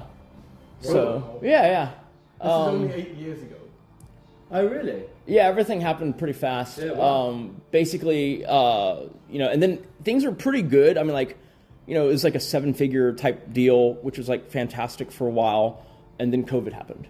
Yes. And what I didn't anticipate, we got kind of lucky there, was that I'd hired up and started scaling out a workforce for that, right? And then COVID happened, and then the freezing hire stopped, and then the demand just went through like the roof because everyone had to get digital everything. Yes. Yeah. And so then like I think we had like multiple years of like 100% growth, like wow. Yeah, and so launched no it. Yeah. To the business partner, so his other side of GTO is it really took off during COVID. So he does all of the media and the sort of whenever there's a burial, it's normally streamed. And during COVID, nobody could go to any burial. Right. So he was streaming it all over the world, and it just boomed during COVID. And now since then, it's just carried on. That's a crazy. I didn't even. It's a weird, that makes a lot of sense though. It's a weird sector to be in though. It's funny because if anyone comes here to like view a car that they might buy, we kind of say to them, "You'll either buy a car from James, or you'll see him on the way out."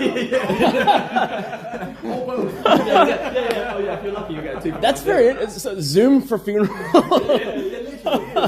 Okay. But he took a gamble on that, like Lee said, at the right time, done exceptionally well. Interesting. And he's kind of made that like you know, that typically is like, from what I understand, so I've never like booked a funeral, you know, touch wood or whatever, but you know, that's quite a typically sad thing, and what he does is elevates the experience that someone can have during that, makes it more personal, makes it more meaningful, and it's a celebration, and makes it more celebratory. Is it just someone downloads the app and then they can film it, or is it y'all send like a person out there who's like? So all of the crematoriums, they've like got the their own. they've got their own. They put it all in there, and then you get a code, and you can access it on YouTube. Okay, wow. Yeah. I haven't done it yet. Okay. It's not what I want to do. Yeah, exactly. Yeah. We've all got 80 years before we enjoy it. But yeah. Oh wow, cool. But yeah, definitely, please film. The only thing I would say is, anything you need me not to, I can. Yeah. In the workshop, if we could try. I mean, to be fair, we don't have loads of like number plates, so I'm thinking what famous cars are in there at the moment. But we could maybe there'll be 1 or 2 cars that we say maybe don't film this one. Okay. Maybe Not mentioning like a couple of names. Perfect. Yeah. Cool. But yeah, no, please. I mean, that's why you're here, right? It's to get the experience and to see your car as well. Most importantly. I'm super excited because I've only seen the pictures of the place, which is fantastic. Well, excuse the mess, because that's what we're currently trying to do. Oh, y'all are expanding? Yeah, so we've just had planning, and it's taken 10 years for us to get the planning. So now it's full steam ahead. We got double level workshop going in, and it's going to double the size of our current workshop. And the great thing about that is it's going to double the size of the current workshop, and we're going to keep the same number of cars. So the idea is currently we've got the world's most amazing, like you'll see the Le Mans winning short wheelbase in there that's insured for like 35 million euros. You know, that's in our structure at the moment, but it's crammed with lots of other wonderful cars. But it needs more space, you know. The guys need more space to work in between them. So the whole thing is, it's not like a volume game whatsoever. It's a case of giving the guys more space to work around these cars. Gotcha. The cars are so important, and over the last 10-15 years, the value of them has increased, skyrocketed, and therefore, like our facility, we want to make sure that is kind of in line with you know, the best cars in the world. So the reality is, this house is wonderful and charming, but there are bits of it that are, you know, a little bit tired and you know, definitely, to mind the pun, need a bit of restoring. So the site elevation really brings up. If you imagine the world's best cars, the world's best Ferraris, they need to live. The site needs to be in the best site. Exactly, and that's where we are at the moment on the development phase. So and it's a 5-acre site, so we can actually make something really cool. We're excited. Yeah. So this is roughly, so when you come to collect the car, roughly in 2 years or so, whenever that is, hopefully new building. Oh no, hopefully that will 100% be done. Oh, there you go. That's a claim. Otherwise, Grill's giving you a discount. Definitely don't do that. All right. Well, I have that on footage. That'll work. Let's do like a profit share agreement. But yeah, so part of the kind of like the guys taking over the business has been like the renovation of things like, you know, the cars have always been fantastic, but the things like the client experience, the house, the facilities, and really bringing those leveling up. So here we have, naturally, as you have in most British country homes, this is our engine shop. Okay. So we have at any point in time normally 3 guys working on engines in the 3 different bays. So we've got one at the dyno house today, just been finished up. So we've got a mix at the moment. So we've got a chap over here is a chap called Phil who's working on F40 type engines, that sort of era. We then have the 2 guys, Dan and Rob, who work on the 250 series, which is so sometimes the revival cars, but at the same time they'll also do the restoration projects. So we've got you can do a spot the difference game in the workshop. So we've got a couple of original cars in there and some of our revival cars. And the reality is these guys work on both of those as well. So quite nice that they can chop and change between, you know, restoring an original car with original parts versus making and machining new parts for one of the revivals. Gotcha. Which is pretty cool. So yeah, so your engine will be at some point sat in here, looking roughly like this. I'm trying to think of timeline wise, you know, obviously in the future. But the reality is this is one of our revival engines. So this one is quite unique in itself because we've developed fuel injection on a 6 carburetor setup. So you cannot see that it's fuel injected. Oh, okay. Hidden injectors inside the carburetors and hidden all of the wiring loom inside. Did I read correct that you guys were going to do some kind of resto mod thing going forward? Was that a thing I read, or? This might be where we stop. Right oh, okay. Well, because I thought I saw it on social media. Like, yeah. So we've tried to keep. I mean, we've tried, and we definitely want to tell you more. Oh, is that not you guys?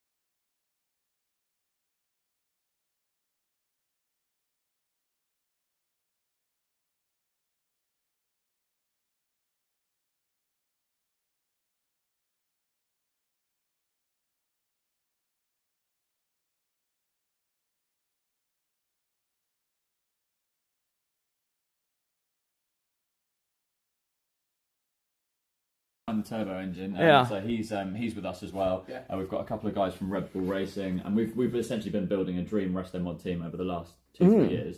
And we had literally like last month we started speaking to when clients have come to see us because the main It's only thing, been in person, hasn't it? So you're saying probably a client post, because I saw it on Instagram. I didn't look at, I can't remember who posted it, but it was probably some car guy, you know? Yeah, and we I know who that's going to be. and we've honestly tried to keep it so quiet because the reality is we're not built for like large scale inquiries. Like we're built for like this business will build and restore cars on a really small level, but luckily, you know, the brand equity is fantastic.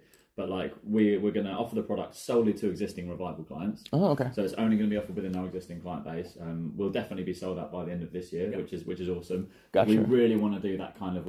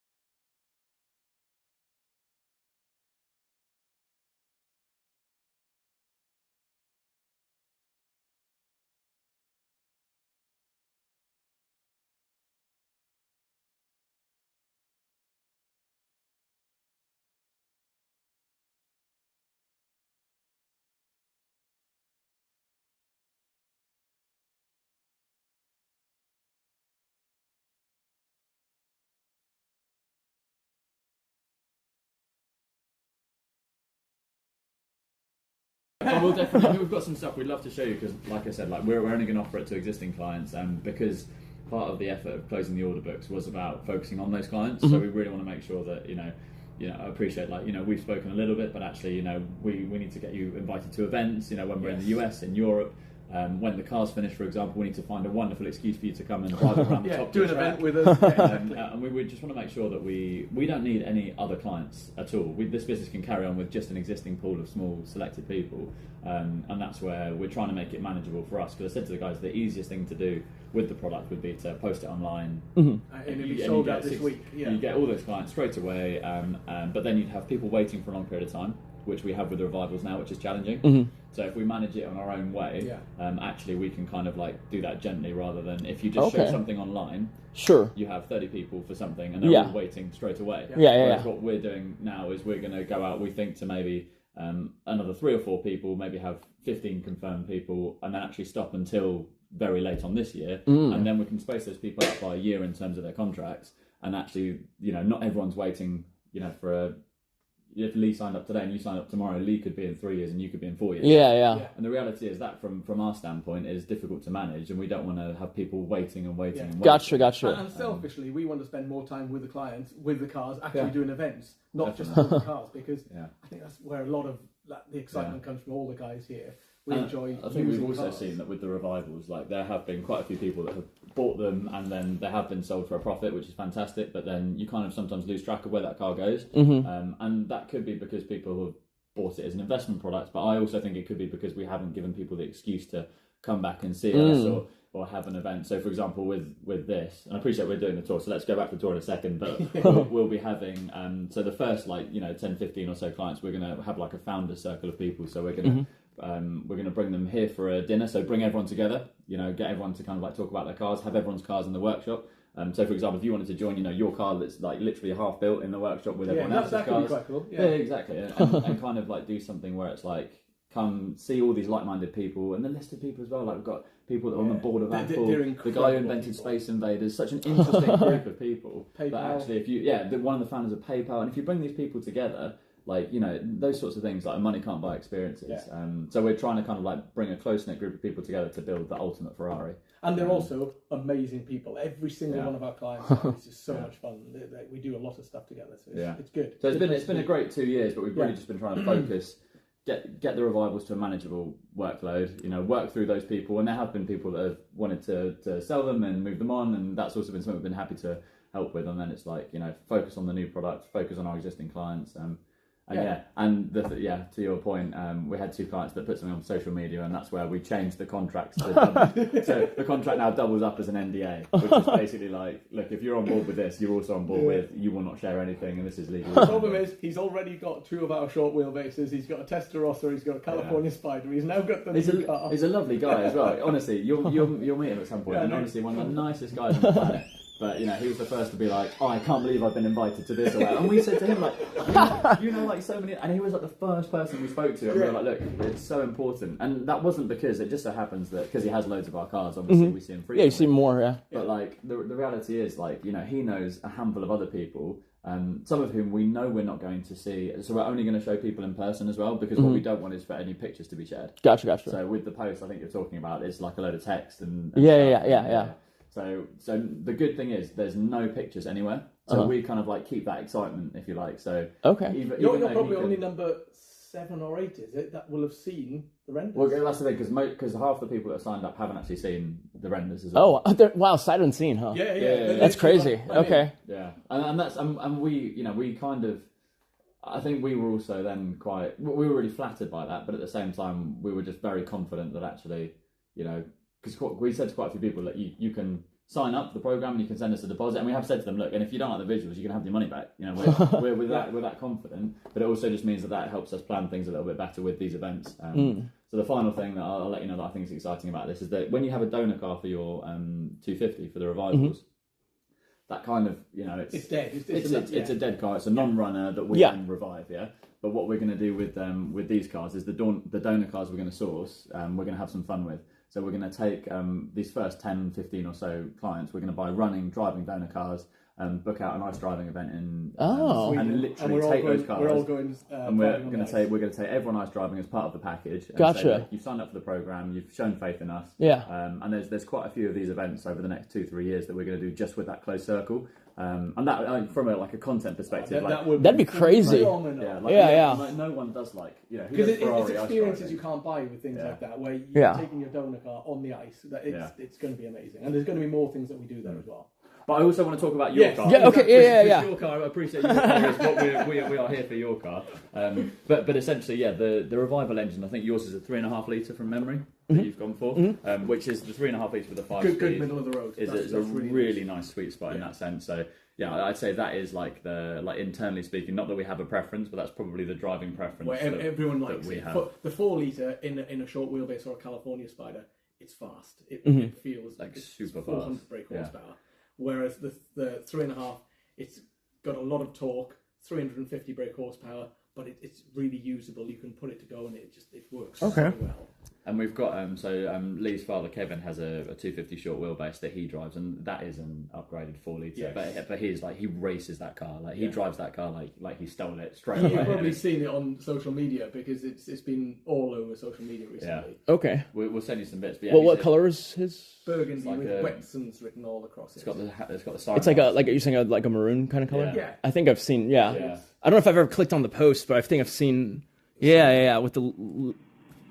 This is all slowed down, just because there is a full speed one in a second. Yeah, so he's probably the only person that gets the maximum use out of that. And that was for a week long. We did that just in a race meeting. It was unbelievable. Yeah. So I think that probably is definitely the sweet spot in terms of the actual engine itself, and the 5-speed gearbox gives you that cruising gear if you need it.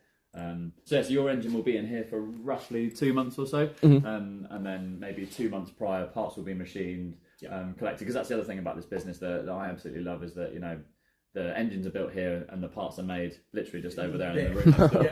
So it's like a real nice one-stop shop for Ferrari in that sense, and we do a lot of the parts supply for the 250 series globally. What we'll just quickly do is we'll run into have a look at the CAD. This office and to kind of give you an idea of how the revival program began. The guys were initially, so Lee and his father Kevin at the time were kind of racing and restoring these cars, and they were being used and thrown about at a time that the values weren't. They weren't significant. A real car was probably 1-2 million. Yeah. What year was that? It started about 20 years ago, I would say. Okay. But of course, Ferrari didn't have any of the parts. They never had Webers on the shelf. Yeah. So we We then So everything's remachined or what? reverse engineered every okay. single component, and we made. Ferrari never produced a book. Yeah. So this is our if you ever did like Connect or like what's the word like build your own Meccano as a kid. Yeah. So this is our how do you build a 250.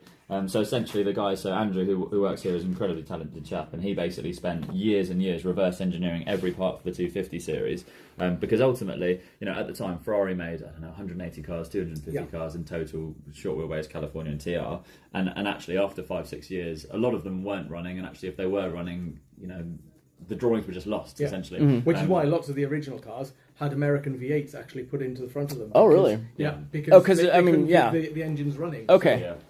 So for cars, because like I'm only familiar with the watch thing, which I think they're more strict, right? For cars, it's like if you have like the real VIN or whatever, it's like whatever, and then everything's wear and tear basically. Yeah. Okay. And the reality is like what we do with the Revival series and the rebodying of the Ferrari is like very richly part of the Ferrari heritage. So the GTO bread van, for example, left the factory as a different car. It was then rebodied, and it's now got probably the biggest history of any Ferrari ever produced. And it's got Classic A, and it left the factory as a completely different car. But actually, over time, it's been rebodied. It's just been crashed in racing events, right? It's been rebodied, or a Series 1 was upgraded to a Series 2. And the reality is that's just an art and a craft that stopped maybe 40 years ago. That actually it's just rich in the Ferrari heritage that I think for us is a wonderful opportunity to keep those Ferraris running that otherwise wouldn't be, and especially these cars here. So that is it's definitely a labour of love, and we'll definitely leave you with one of these today. Yeah, it's a wonderful desk piece. That's great. I'm thinking what's he up to? This is quite a boring one. You probably don't even know. This is just an engine stand that he's drawn. Yeah. So we're currently developing our own engine, so he's making a bespoke one-off stand for this engine that we're designing. So, yeah. Yeah, because I was wondering, because when y'all closed the order book, I was wondering what other than it was just maintenance, huh? That was the revenue source, kind of? Yeah. Well, just doing maintenance or repairs? We went a lot more into, so we used to be heavily into racing. We've gone back more heavily into the racing again. We're servicing and restoring a lot of cars now as well, which is the restoration kind of dried up.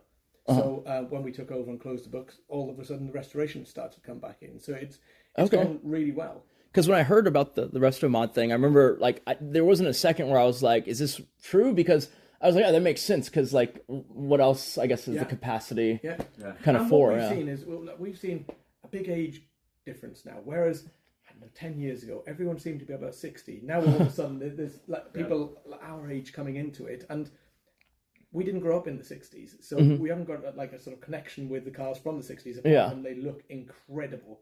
So the next step for us was going to be, look, we need to do something from the 80s, and it needs to be something absolutely spectacular. And we'll wait to see your feedback. Okay, yeah. Although for me, I only caught the tail end of the 80s. You're definitely at the younger end of the spectrum. Yeah. Well, look, we've got. Oh, yes. He was 29 years old. Yeah. He's just bought 1759. Yeah, so he's bought an original. He's probably our youngest client, or probably yourself, to be fair. He bought one of our cars roughly a year ago. Yeah. And then bought the original car. So did the reverse journey. A lot of people will buy the original car and then decide that they need something to race and to really run, right? Yeah. Although he did buy one of our Revival cars with a 3.5 litre engine, and then overnight said, "That's it, I'm pulling my stock engine out of the real car and I want a 4 litre engine." So that's going to be insane. So yeah, this is a car for a gentleman. He's coming hopefully tomorrow to have a look at the cars. This is a Group 4 rally car that Lee and the guys have built. This is a 308 Michelotto, so all Kevlar body, detachable front and rear end. The events that you're talking about, they're mostly in Greater Europe, I'm assuming? Or lots in Europe, but we do a lot of stuff in America as well. Okay. Because I've never heard of anything like that, but I guess it might be a very closed community, huh? I think as well, it's the sort of thing that if you know about these cars, especially the 308 Group 4 cars, I mean they're a lot of fun. They're very drivable, and we do a lot of events throughout the year. So we probably take 6 or 7 very regularly racing events, throughout the year. And I think it's the sort of car that the 308 is maybe as loved as it should have been, and actually they're a lot of fun. Yeah. Because like the only time I guess I've ever interacted with like more classic car people would be at like the concourse Pebble Beach thing. Yeah. And then even then, like the group that I'm with was like with Richard Mille, and so like they came into it like from the F1 side really, but they're just yeah. And I feel like we should go and see the Cal Spider one. Oh yeah. Bit of a difference between the two, isn't there? Yeah. This is a car with the front because we never get good weather like this. Yeah. Oh, that's incredible. So these are steel bodied with aluminium panels as per the original cars. And so then y'all's production times are, because I'm assuming it's queued up, right? Yeah. It's like the work itself, like what's that from start to finish time wise like? It's a good question. So the reality is, it's between 3 and 4 years that the cars are finished in, because it's a hand-built product, And the reality is as well, like having like so we'll only ever be roughly 40 to 50 people maximum here at GTO, and the reality is, even if we could go bigger in terms of people, finding the people that can do this work is a really challenging exercise. And equally, we want to come every morning and know every single person that works here and have a chat with them. We want everyone to be friends. So we're kind of at the stage at the moment where really, like ideally it'd be like roughly 2 to 3 years, and that's where we're working. Hopefully we get to in the future, but actually it's roughly 3 to 4 years. And for me, a part of that is because parts supply for us is relatively straightforward, because we have a machine shop, we supply parts, we make parts ourselves. But actually, all the hardcore engineering we do here, so engine building, physically putting the car together, but things like soft furnishings like trim and paint, so we do have dedicated resource elsewhere, but that's not technically done on the site. And if we had all of that here, for example, it'd be a bit more manageable. But sometimes it's a case of, our car needs to get to the paint shop, it needs to come back here, and those sorts of things. So there's often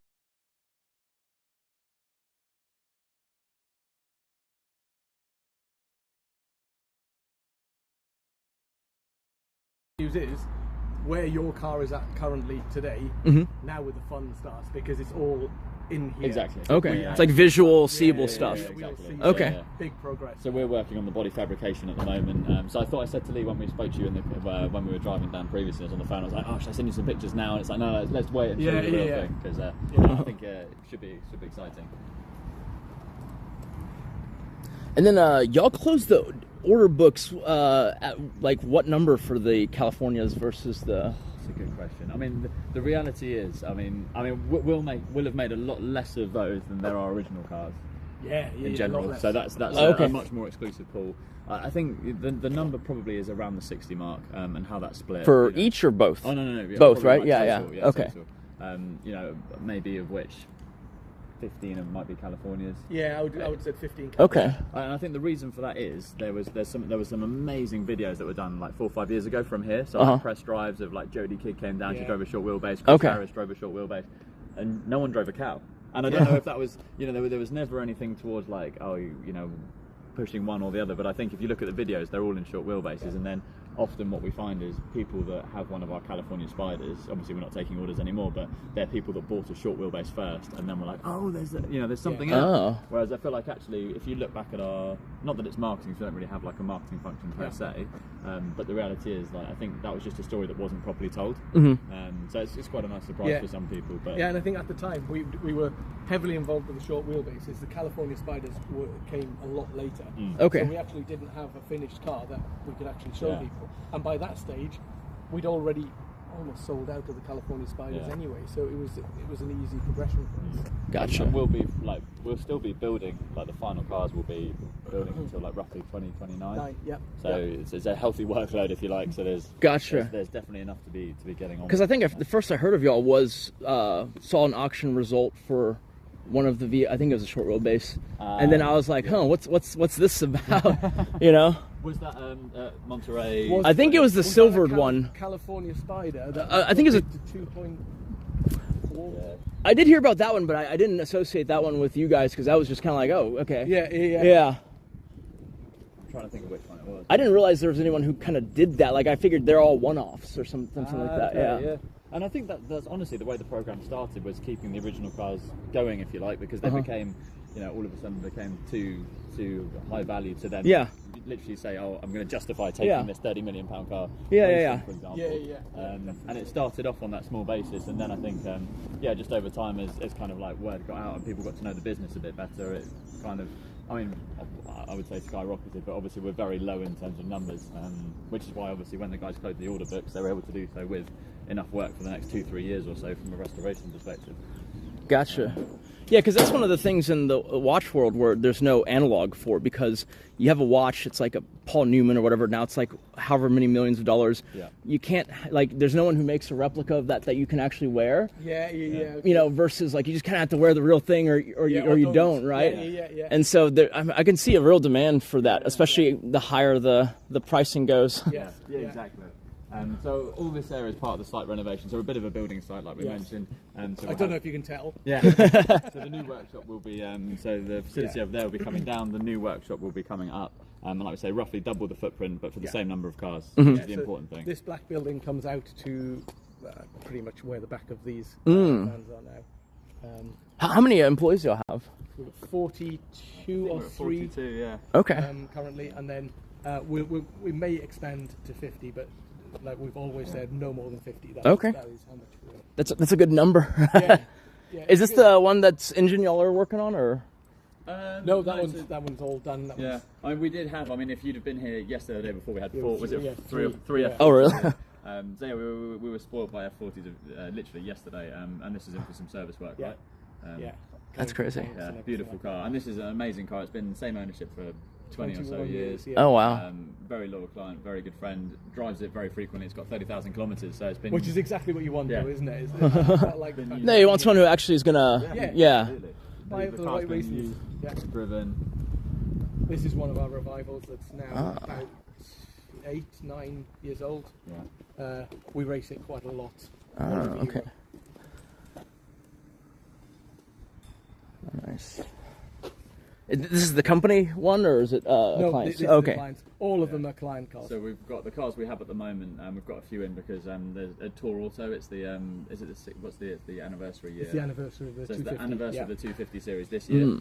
So we're taking a load of clients and cars, so our revivals and original cars to the event to essentially kind of support that effort to have a lot of 250s there.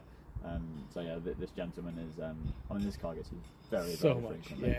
So you're saying there's a lot of people who have like the original cars that y'all started working on, and then they order the.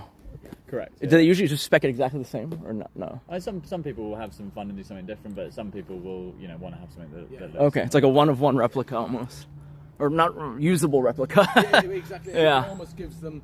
It allows them to use the car because if you're seen to be throwing around a 30 million euro car.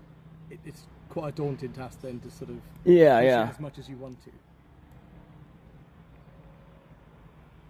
Cool, right, so we'll avert our eyes this way so you don't see the workshop just yet. We'll pretend you haven't seen it.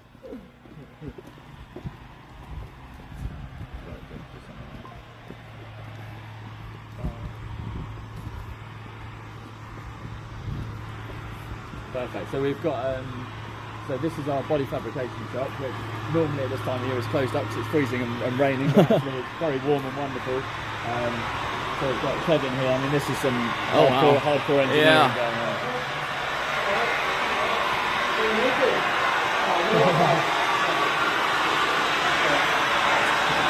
We can see the muscles here as well. Hello.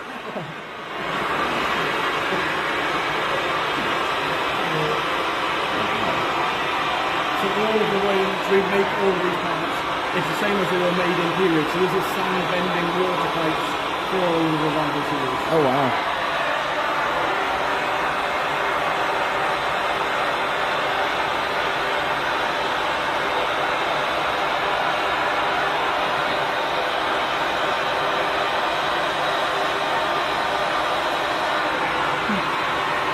So the engineering you see in here is like Enzo-esque engineering that you'd expect to see from Ferrari in that period as well. So not only are the cars like extremely period correct, but the techniques and the craftsmanship that we use are very much what we've seen in period. Gotcha. And that's one of the things that the guys here are super passionate about, and that's why finding people with this level of expertise is impossible. Do you train that, or do you find someone who's already like? So we have a combination of the two. So we have an apprentice program that we run. So trying to find young guys and girls that are basically really into classic cars or cars in general. We have people like Kevin with amazing experience that take them on from the apprentice program.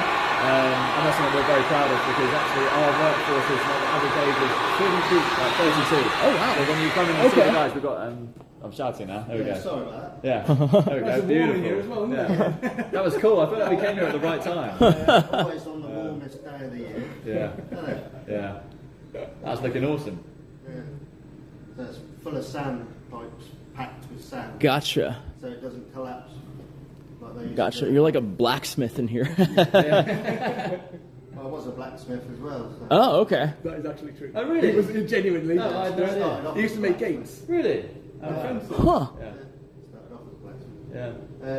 But yeah, it sort of transitions well from blacksmithing to this sort of thing, because this is how they did it back in the day. Yeah.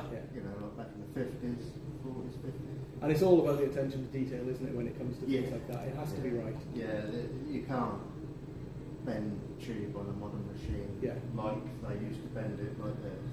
It's just different. Yeah, it's not swinges. You can see all the marks. Yeah, the flow inside the tube's not as good. So this is a better way of doing it anyway. So that's why we continue to do it. Like many things, isn't it? Like a lot of old-fashioned stuff we use it. Yeah. Even the bodies with none of these panels are stamped. These are all English wheeled. Oh, they're and all of the aluminium welding to hold panels together is done in the same areas on every single. Gotcha. How exact do I get that? Because I've heard, I don't know if it's even true, that the Shelbys, they're all a little different. Because the same thing, right? Yeah. Is that the case, or I'll have like a... The way in which, the only way you can tell the difference in ours compared to an original is we've mirrored one half of the car to the other side of the car, whereas the originals, every single good car has a small bump, so that the left-hand side is always slightly different to the right-hand side. Okay. Whereas these are y'all can... perfect side to side. Yeah, okay, nice. They're symmetrical, basically. Yeah, exactly. But all unique, so all that made. Yeah. You can't see so much on this one because it's painted. You can see it in the boot. You can feel, you can feel all the joins where it's made, with all little sections and all welded. Oh, yeah. Wow. Just like they did. Yeah. Right now it's like primed, like almost like a model car. So you can see all of the weld join marks. And we could get rid of that so it's a flush finish, but we don't want to. We want to keep that so it looks... Because that's how the originals... Yeah. And even down to the rivets. Every single rivet is in exactly the correct place, correct spacing, everything the same as the original car.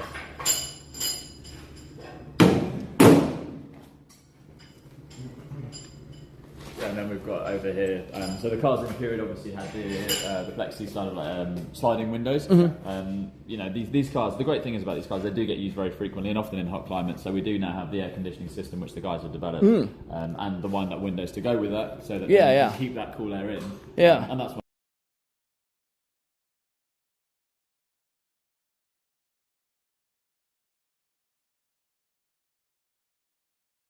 the size and the dimensions of that one will be different to another one. So this is something that's tailored for the air conditioning edition, or no? So this is for the windows. Oh, okay. So there's surround for the windows, which is tailored exactly for the car. And then the glass we make like a temporary like placeholder glass that then goes in there before we then do the actual one. But that level of detail for me, so I came from my background was I was at the Rolls-Royce factory for 10 years and was very used to if something happens, there's a part number for something, and I said to the guys, someone's had a dink on the bonnet, we need to send them another bonnet. And one of the guys said to me, we need the car back for that because we need the actual dimensions because everything is hand built. Right, and they might be all a little bit. Exactly. Okay. It'll only be something, but it makes all the difference. It's like having a suit. Wear that suit again and see where you need to change. The tailor needs to be there to Okay. And these again are all made exactly as they were in period out of brass. That then gets chromed and fitted to the car. Oh wow. That's cool. So this is the hardcore engineering part, right? Yeah. No, this is where the magic happens. Yeah, exactly. And the flames are going back on now as well.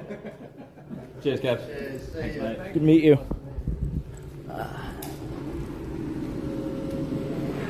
It's like a beer. I feel like that was a really cool point to go in there. That was great, yeah. It's perfect. Yeah, absolutely. It's like walking into the scene of the Mandalorian when they're making his armor. Yeah, exactly. Yeah, he's one of the best finds we've ever had. So good. I wanted to ask, like, is there like a blacksmithing background? Because this is like, because it's very similar. There are things that follow on from that for sure. And then this is where the engineering happens with all the CNC lathe machines, everything like that. And then, so we produce everything in-house here. So we've got distributor angle drives, carburetors, front timing covers in aluminium and magnesium. Oh wow.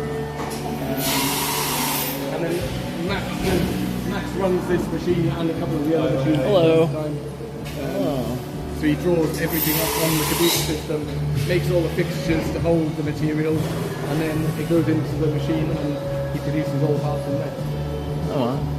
So if there's a delay with your car, we'll blame Max. Always blame me, every time.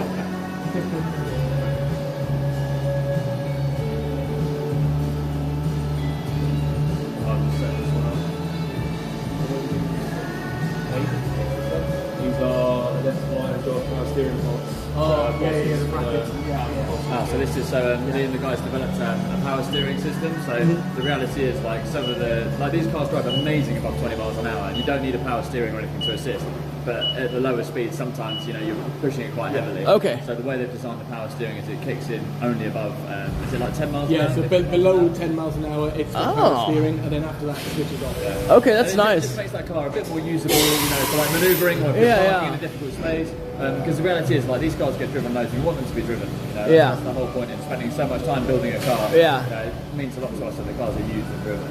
No, I've driven a Shelby Cobra a few times, and like at the low speeds, you're doing the thing. And I remember the first time I did it, the next day I was like, oh, it felt like I lifted weights.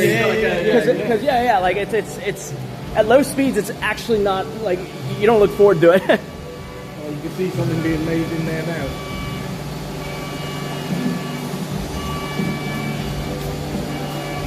So I just put a brand new car in, so it sounds lovely. Yeah, it sounds like a car that he did. Normally chattering and squeaking.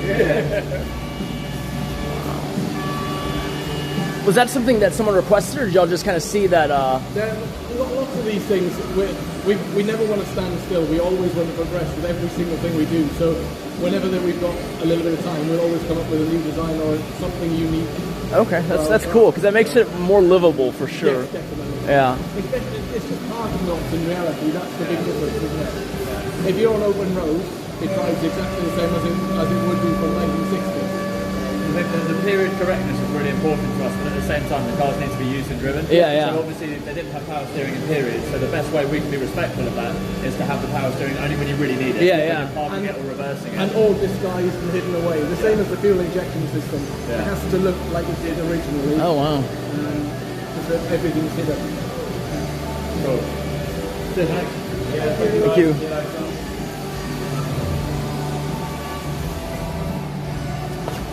Then we've done the engine shop, the body fabrication shop, the machine shop, and then the toy store. The sweet shop. Yeah, okay, the toy store. Yeah, she got wonderful mix of cars in it.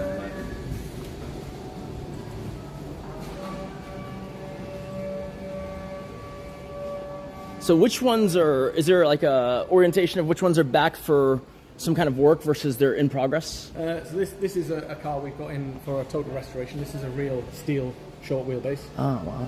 So this is going to be almost a restoration in 12 months, isn't it? Yeah, I think that's the goal. Very ambitious to finish goal. it in 12 months. Yeah. Jordan says with bags under his eyes. And, yeah, exactly. Yeah. Jordan's lived at GTO for the last 9 months doing work. Yeah, I mean, a wonderful project, and this is the thing that we love to see. Is we obviously have the revival, and that's a wonderful product. But we do see a I think we found the wall. How many of the original cars? Oh. Over half of the original. Okay. Over half of the original. Yeah. Cars have all been restored here. Wow, that's so crazy. The reality is, like, I felt like when I joined this business, it was about knowing your product, but it's not. It's about knowing individual serial numbers. So, for example, like Lee and the chassis guys. Numbers. No, chassis numbers.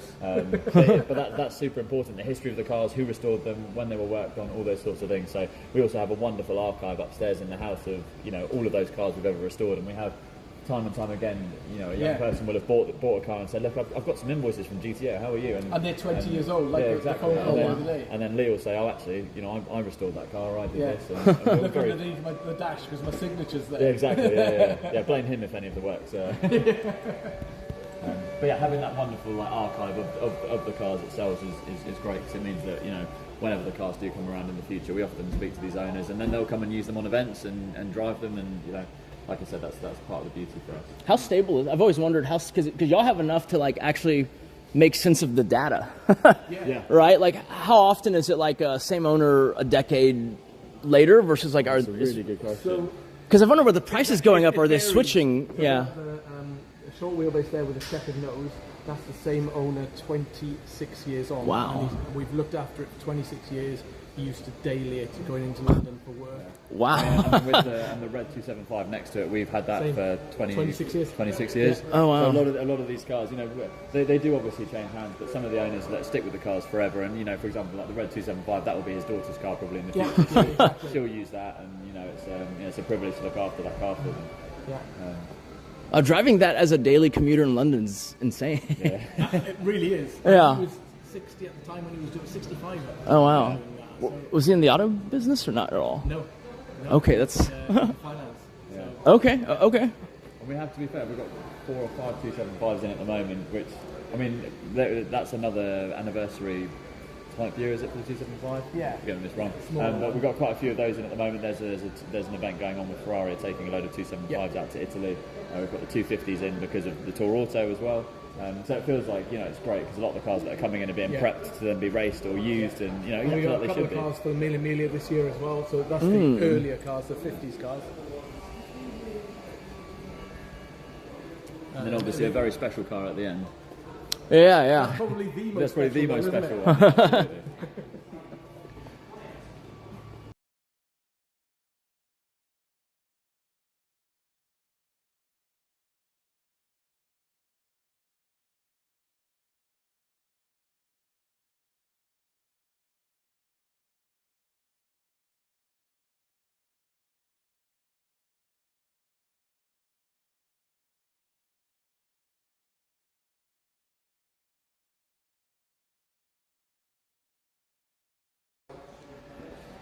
So we're obviously at a really strong stage of body fabrication. So obviously it looks like a short wheelbase, which is good news.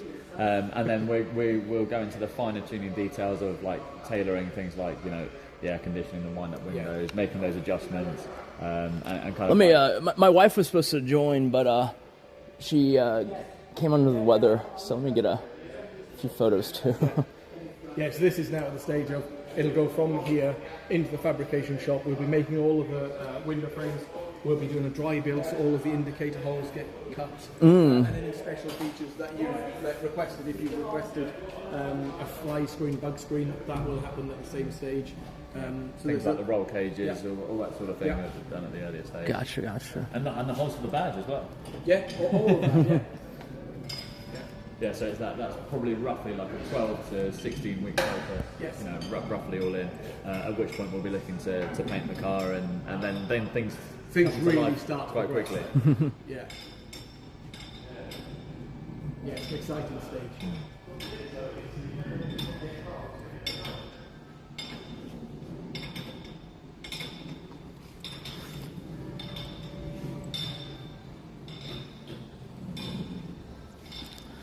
And so I'm assuming the expansion is mostly for the next stuff, the resto. I mean, in general, the site expansion really is also just a point of levelling up I think the engineering prowess of the company has always been top tier. Yeah. And actually, what we've wanted to do is to bring the client experience up to that level as well. So the business, the site renovation is more a case of a client experience side of things, really, just to bring the level of experience up to the level of, like the cars we have in here, for example, there's the F40s parked outside. It's not because we don't love an F40, it's just because we don't have space in here at the moment. And I think that what we just need is the site and the space that really reflects the quality and the craft that goes into these cars. It will be great to have something cool in the future and a different space that feels a lot more modern, but the reality is it's just all about levelling up our client experience to the level of the cars and the engineering. And then the reality is it feels full in here at the minute. We've also got storage for 40 cars, which is already full, waiting for cars. Yeah. We're about to take on a storage facility for 100 cars, so that will help us a lot. Yeah, and that's just to manage the workflow of cars coming in here that's then going back out. It's not like a commercial storage type facility. It's literally a place to park the car whilst do that sort of thing. So, because that's hard to find where it's just dedicated to the definitely. We're very blessed at the moment with the cars we have in here, and I think having more space. I mean, it feels somewhat spacious, but I think it would be nice to have more space in between the cars. Definitely. Allow the guys who work on the cars a bit more breathing space in between, and having multi-million pound cars so close to each other naturally, sometimes it makes me a little bit anxious. But we may do at the moment, and the new facility will be incredible. And we're probably a bit selfish as well. We want a nice new building. Oh, definitely. That's the truth of it. Yeah, definitely. Do you have any other Ferraris or anything? I actually just parted ways with a 16M. Which that was an unintentionally really good investment. Great buy. Well, because I bought it at just under 300. Yeah. And then I sold it at 850. Wow. And congrats. I was in the Bahamas at the time, and then the guy who sold it to me was blowing my phone up. Yeah. And I remember thinking, what's going on? And then he was just like, can I buy it back? And I was just like, I need to check the pricing first because this is weird. 1 week it could make 100,000 difference. Yeah. Same as 360 challenge Ferraris, the Scuderias, they've all just gone. Yeah.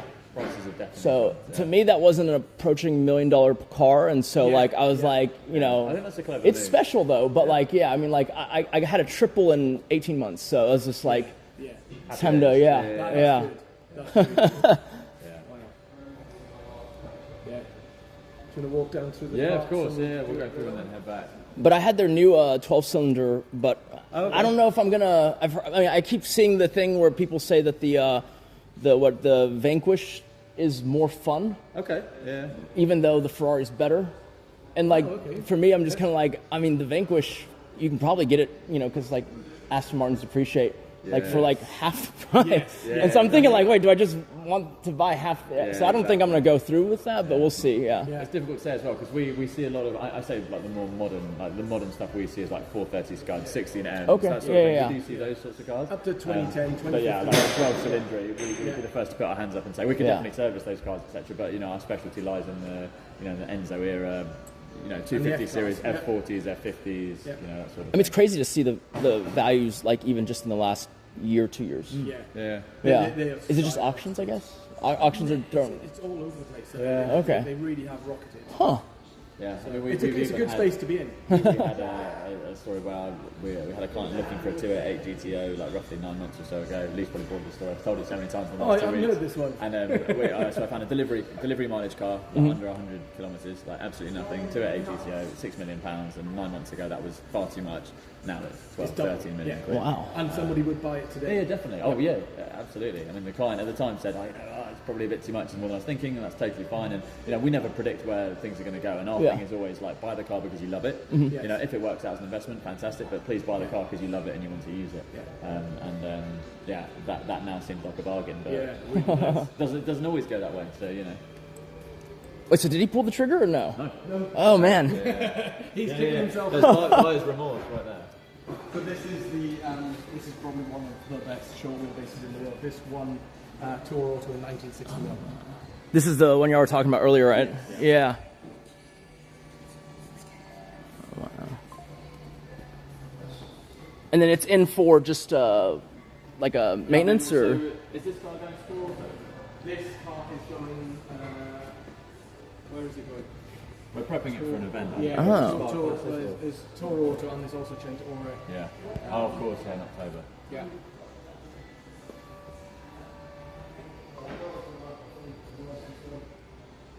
Yeah, so luckily it's a car that's very, very heavily used, and it won Le Mans in history as well. So yeah.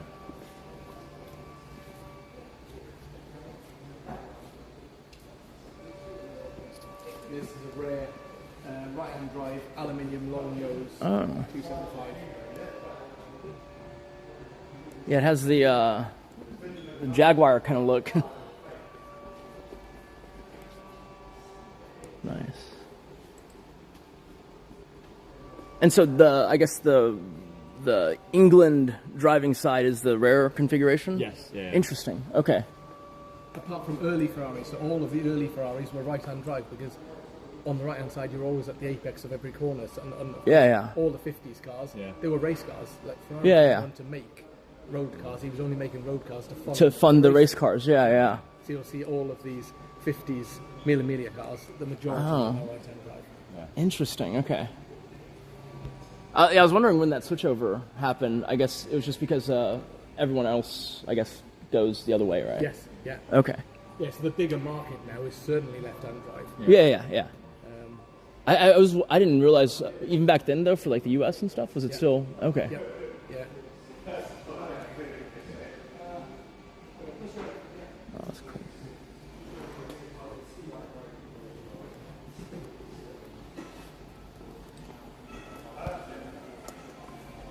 So this area here is essentially like part of our parts department. So in addition to making parts, we also hold a large amount of classic, new old stock and old stock. That we kind of have and send throughout the world. So we've got a parts team that sit here that find and source some of the most difficult to find parts, if you like. Yeah. How do they find them?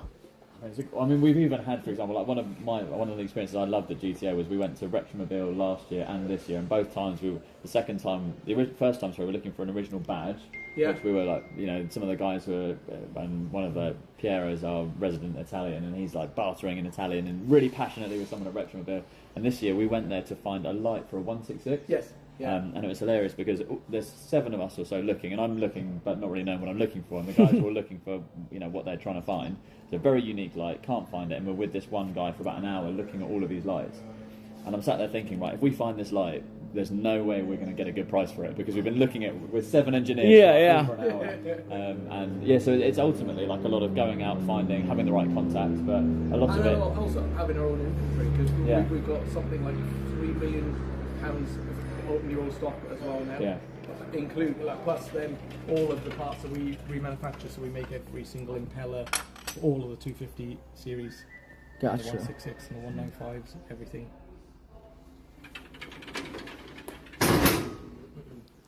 Yeah, so we're very fortunate. I mean, the team are fantastic at finding the most impossible things, and at the same time, the business always wants to kind of save and rescue parts where possible. So we're often, invited to go and view collections of parts and that sort of thing. And, okay. We're, often privy to things that maybe might not be available elsewhere. Yeah. So this is some of the stocks. So these are all 250 axle casings, ready to be built up for the next cars. So yours will be one of these. Gotcha. This is probably what, stock for a year? Yeah, 6 to 8 cars a year is what we produce. We can't produce any more than that. Yeah. It's cool. You'll have a little distribution center in here. There's the parts are made over there. There's stock. Yeah. And the cars are built over there. Yeah. And then this is all. So you can see here. This is all new old stock that we're getting prepared to actually finish and to get some paint and plating on all of this.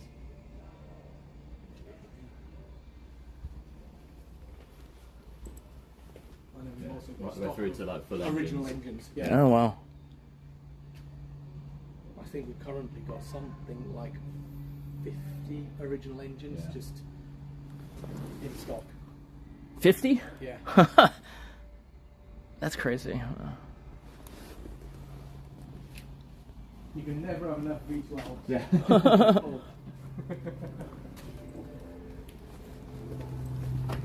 This is actually the start of our... okay. The expansion, yeah. So this will be like a state-of-the-art facility. So the first thing as well that's going to be built is not necessarily the workshop or anything, but this will be a facility for everyone to have lunch together. Oh, okay. So currently we have the engine shop, we have staff in the house, we have staff in the workshop, and we have a small tea room. But the reality is we'd love to have a space where everyone can get together. Yeah. You know, and Hence spend... the one of 50, because so we're only getting 50 seats. Okay. That is it. Oh, okay. At 51, somebody's going to stand. Yeah. Yeah. But yeah, so that'll be the first thing that goes up will be that facility for everyone to kind of have lunch together, and also then to view the rest of the works as it goes on. Yeah. So yeah, very much a work in progress, but a sign of what's to come. Yeah, and we've got a lake going in over there, so we'll be doing like cool functions during the year and summer barbecues and everything like that. So. That's an invite. Lee's going to do a barbecue. Yeah. I'm happy to do that. Yeah. We've got it on video now as well, actually. We've got proof of that. Is it because like in the U.S. like barbecuing is like? Oh wow, there you go. Oh, Yeah. Like it's like every guy at a certain age just seems to pick it up as a passion, right? Is it here I'm too? going to wait another 2 years because Paul, the other lad that works here, that is all he wants to do. He did live in New Zealand for a bit, so I guess he's that's about the 10, excuse. 15 years older than you as well. I don't think he is. He just looks it. And like that hobby just And that's on a video as well.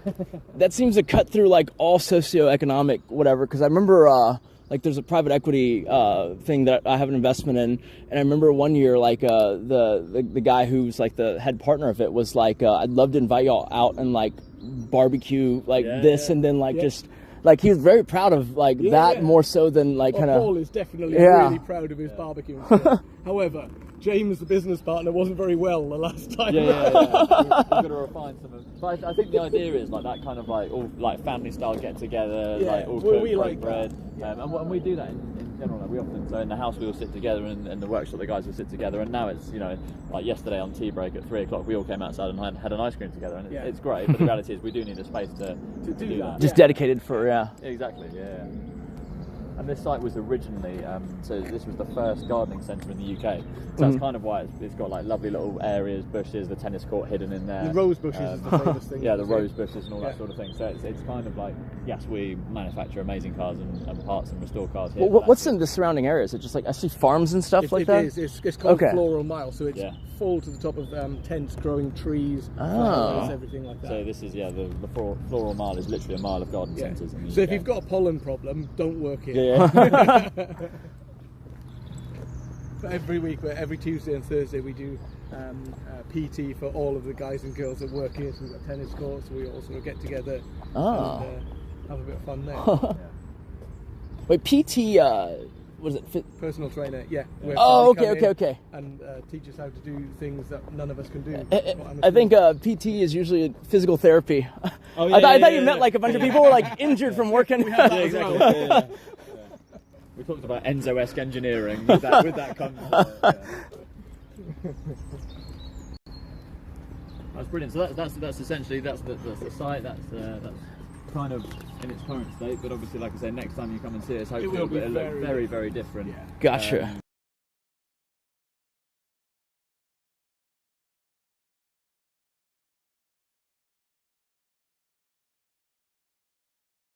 Want to come here and maybe work, or for example, I know you might come, or maybe somebody, if your wife loved the cars and she can come and see, but actually if she doesn't, it'd be nice to have some sort of a space. So we're trying to nice have area to sit. a space for people to come and chill. We also imagine, I don't want it to become a clubhouse, but I imagine people will want to, as I say, clients will want to use the tennis courts, and that might end up being a place. And that's the sort of environment. That's cool though. Okay. To create. Yeah. And it's happening. Yeah, definitely. It's not an idea. It's actually happening.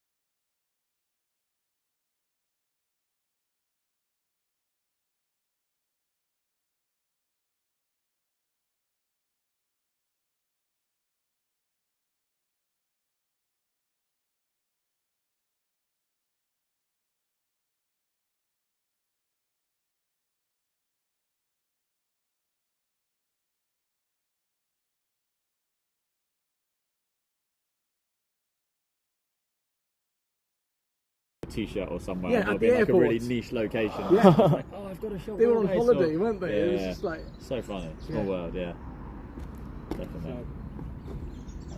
Y'all's client list, is it like 100, 200 people or slightly more? Yeah, I mean, well, I guess in total, in like restoration, servicing, and that sort of thing, it definitely would be around that, maybe in excess of that, to be honest.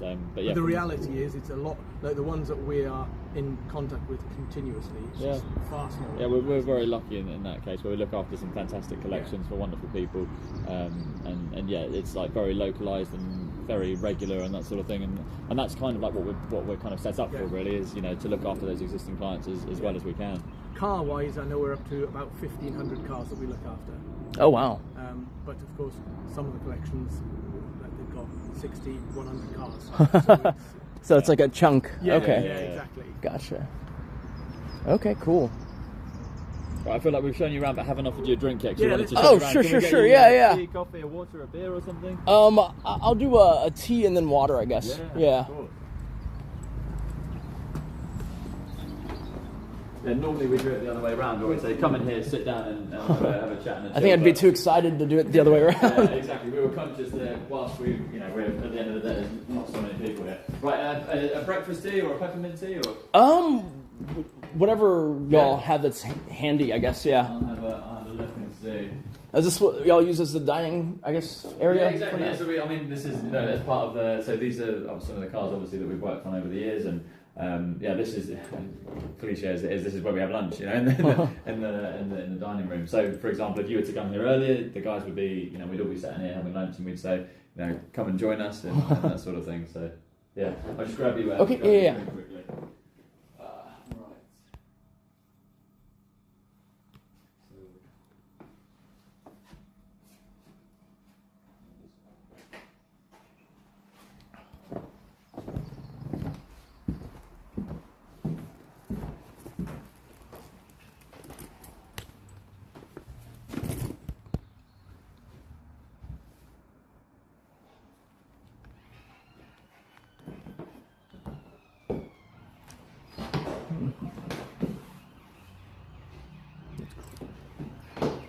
Grab water.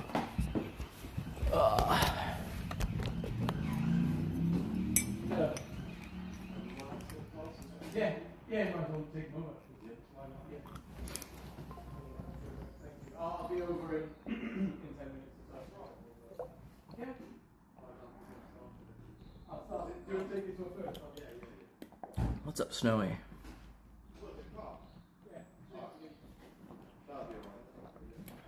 We have ginger and turmeric, green tea, or peppermint. Oh, let's do green tea. Perfect. Yeah.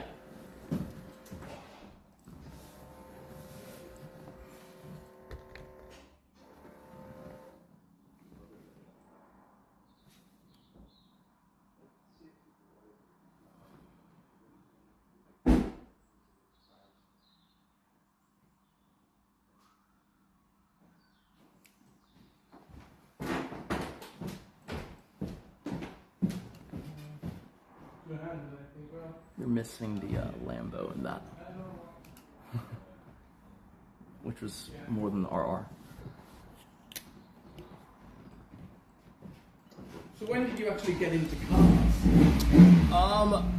It happened twice, kind of like growing up as a guy, you kind of just assume it would be cool to have like a Porsche or Ferrari, right? The go-to is always the Porsche, and then you realise once you've got it, actually, I should have got the Ferrari. Yeah. So for me, it was because the upward trajectory of the business happened so fast. Yeah. Like it was like, oh cool, like I could pretty comfortably get a Porsche, and then like 6 months later, it was like, oh cool, I haven't gotten the Porsche yet, but I can get the Ferrari. Yeah. So there you go. So I did that with the F12. Yeah.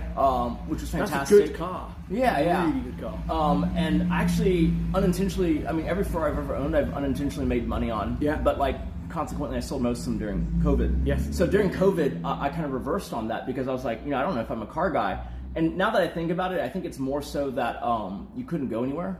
Yes. And so then, like, I mean, it's like grocery getters, and that's it. And so then like, you're not driving the Ferrari, and if you do, there's nowhere to go. Yep. And so I think those 2 or 3 years, which actually ended up being pretty, I think, opportune for the most part. I let go of like the normal Ferraris, yes, and they all were like crazy higher than I paid. and then I only held on to the special ones.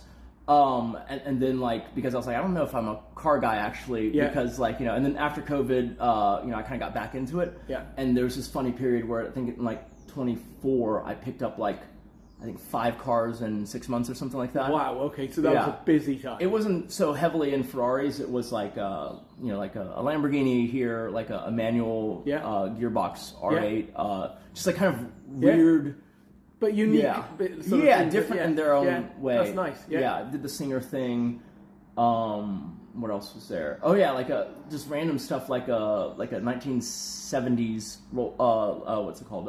Range Rover Restore. Also. Okay, yeah, right. Which that's been a really so finicky diverse car. as well. Then, right? Yeah. That's a finicky car. Yeah, yes, definitely. And so it's just kind of all over the place. But like, you know, I get the feeling sometimes like when I'm traveling a bunch, it's like it becomes a chore kind of. You need someone to like make sure everything's trickle charged and it's always going to be maintained. It's a whole process. Yeah. So I think I'm more of a watch guy than a car guy. Yeah. But, Okay. you know, like how many watches currently? I think in the 6-figure range, I probably have like 35. Oh my word! Right, and like that's a problem. Yeah. I say that, but like some of them are in the 7-figure range too. So it's kind of like and like again, I got lucky there because if you get into it like right before COVID, everything's up. Just doubled. Yes. Yeah. Especially the vintage stuff, which is like half the collection. Yeah. And like, you know, like it becomes a thing of like, I guess at some point they realize you're not making any more of them, and then like they only ever get lost or. You know. And then there's more and more people that actually want that stuff as well. So the prices is kind of similar to what you're saying. Even though they weren't around in the 60s or the 70s to even want a Paul Newman, like they do. Yeah, definitely. And it's funny how like I mean we joked around, or I joke around with the guys that I feel like since the guys have closed the Revival order book and we've kind of said no, the reality is we've had more inquiries than ever. Yeah, saying no is so powerful. And it's one of those things that it helps the secondary market, which is fantastic. But at the same time, we see it with like the likes of Richard Mille, with Patek Philippe, with clients that are in all that similar space. And actually, with these really exclusive worlds, if you do get in, it's so fantastic that you want to like kind of try and stay in. So that's been like quite fortunate for us when really it was close the order books purely just to kind of manage the workflow. For no other reason really, was it? Yeah.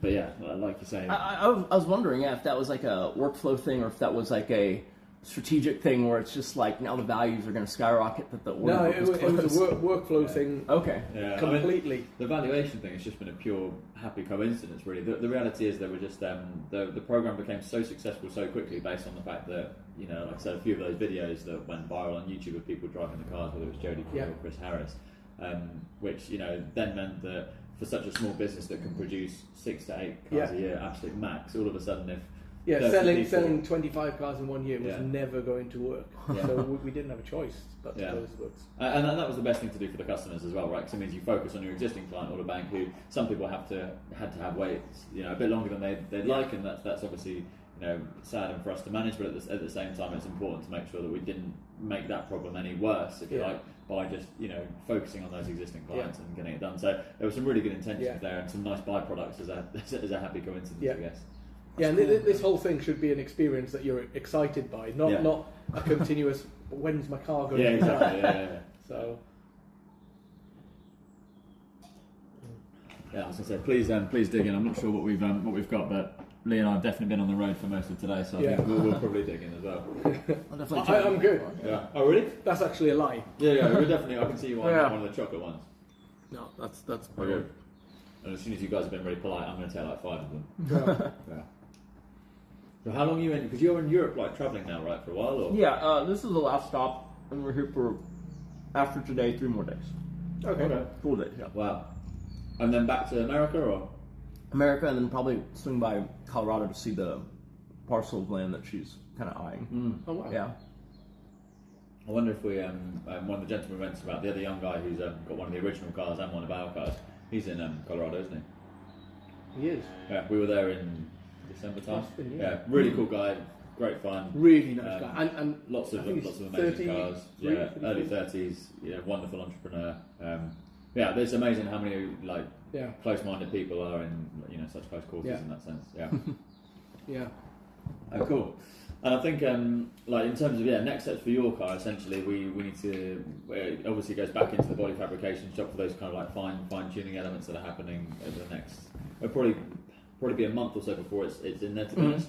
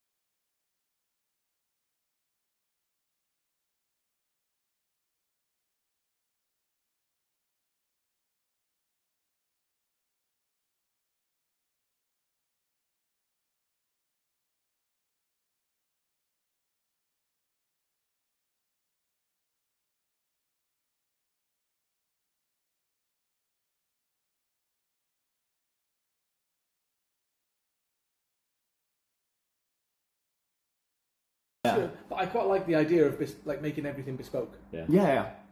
And I'm not a creative kind of person in that way. Like I always, when I started that process, I told them like, you're gonna have to advise me on like what makes sense aesthetically, because I don't have that eye for it. I usually just like figure out someone who can. Yeah. Like when I go to a tailor, I like the ones that are like very opinionated, and they'll like put you in their style instead of me having to weigh in on like how high do the trousers need to be. It's just like, what do y'all usually do? Yeah. You tell me. You're the expert. But that sounds like a lot of fun. And that's one of the things that people love about Singer, right? Is that personalisation element. They do it incredibly well from like a bespoke side of things. It sounds like if the car is delayed a little bit, it's because you've gone crazy on it rather than which is the right way to do it. Like, absolutely, do it correct. No, they're right on. Like their scheduling is actually kind of amazing. Oh, wow. Like they've been hitting it like probably within like a week of the estimated. You know, because they have like a little client portal thing. Yeah. At least for the turbos, it's like mine's like a week behind currently, but they're saying that like the leather on the weave on the seats will extend whatever that takes. And how long has that process been roughly?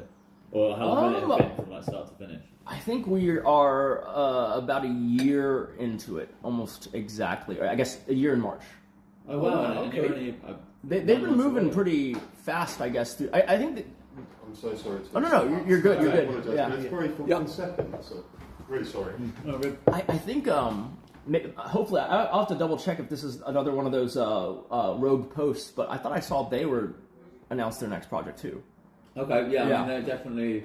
We're aware of clients that we have that are doing something new with them, but I'm not sure exactly what the details are. Yeah, now that I have to go back and make sure that's from them versus like someone else. Exactly, versus someone else, Oh, wow.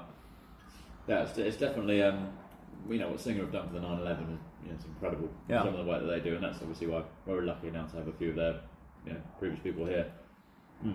I'm kind of curious to see what ends up shaking out from the controversy with the... because they had a issue with the Porsche part for not the classic or the turbo, but what was the other, the DLS or whatever? Like it can't be called a Porsche, it's a reimagined. Alright, something needs starting. To be honest, I'm not sure to be honest, but I know that the huge thing has to be it's a Porsche reimagined by Singer rather than a Porsche Singer. Close that door.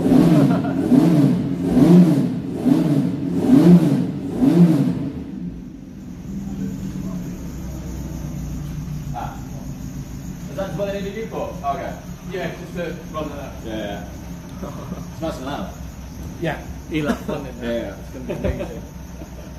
Which one was that? That's the 308 Michelotto, the group. Oh, okay. Yeah. Yeah, so there was only 11 of them produced in period, and that's still store. Oh, there you go. Okay. Yeah. Hence why you were bought out. Yeah, so David was just saying about the, I can't remember what the outcome was, but they said what Porsche could say about, sorry, what Singer could say about the Porsche, is that it's a Porsche reimagined by Singer. By Singer, yes, yeah. So I think everyone's just calling it now the Singer 911, right? Yeah. I know Porsche will get upset with Singer, but I think Porsche need to realise Singer have made an enormous thing for Porsche. Amazing, yeah. Like, there's no denying that we've done something good for the classic Ferrari market, but what Singer have done for Porsche is that almost tenfold. And how did you find that kind of like process with like the ordering process? Was it like you raised your hand, they kind of gave you an allocation, like did you have to wait in line or? I think when I found that, I might be timelining it wrong, but like I heard that like they just closed the Classic, I think. Mm-hmm. Yeah, okay. And then I started inquiring with them, and they go, well, we might have something coming up. And that I'm not counting that time in the process. I'm just counting the time when we started. Yeah. And then eventually they reached out, I think similar to y'all, but they do it in bigger batches, I guess, of people. So it's like I guess they do 50 at a time or something. Yeah, it's like an 800, 600, 800 total, something like that. And then they'll fill like 50 to 100 at a time, like via like just 800 total. Yeah. I want to say that's the case. Wow. I hope I'm not quoting that wrong. That's now a factory, isn't it? Oh yeah. Oh, so their facility is also very new and modern. It's like right nestled in with all the aerospace companies on Redondo, and like I've toured that twice now, and like it's like white light and like it's very professionalized. Yeah. And I think that's part of the reason why Tim, the co-founder, he decided like that his time was up there because he's been there from the start. So seeing it where they were building the first 3 cars in Tim's garage. So I think the transition between there and now is huge. It's not that long either. It's 10 years maybe. So it's it's an amazing number. It's grown incredibly. Yeah. But you have like I have to say I think the Singer like the product at the end is actually sensational. And I think you've gone for the best one. The turbo is stunning. I shopped a few of the different ones, like Gunther and all that, but like I just liked Singer's kind of design language, I guess, for it. Yep. Yeah, I agree. And there's quite a few players in that space, to be fair, in the 911 wrestling one space. There's a lot. Yeah. For the Ferrari space, it's less, right? I haven't heard of any. None. Yeah. Okay. I was thinking. There's nothing. Yeah. I haven't heard of anyone. No, which is good. Yeah. Yeah, exactly. Definitely.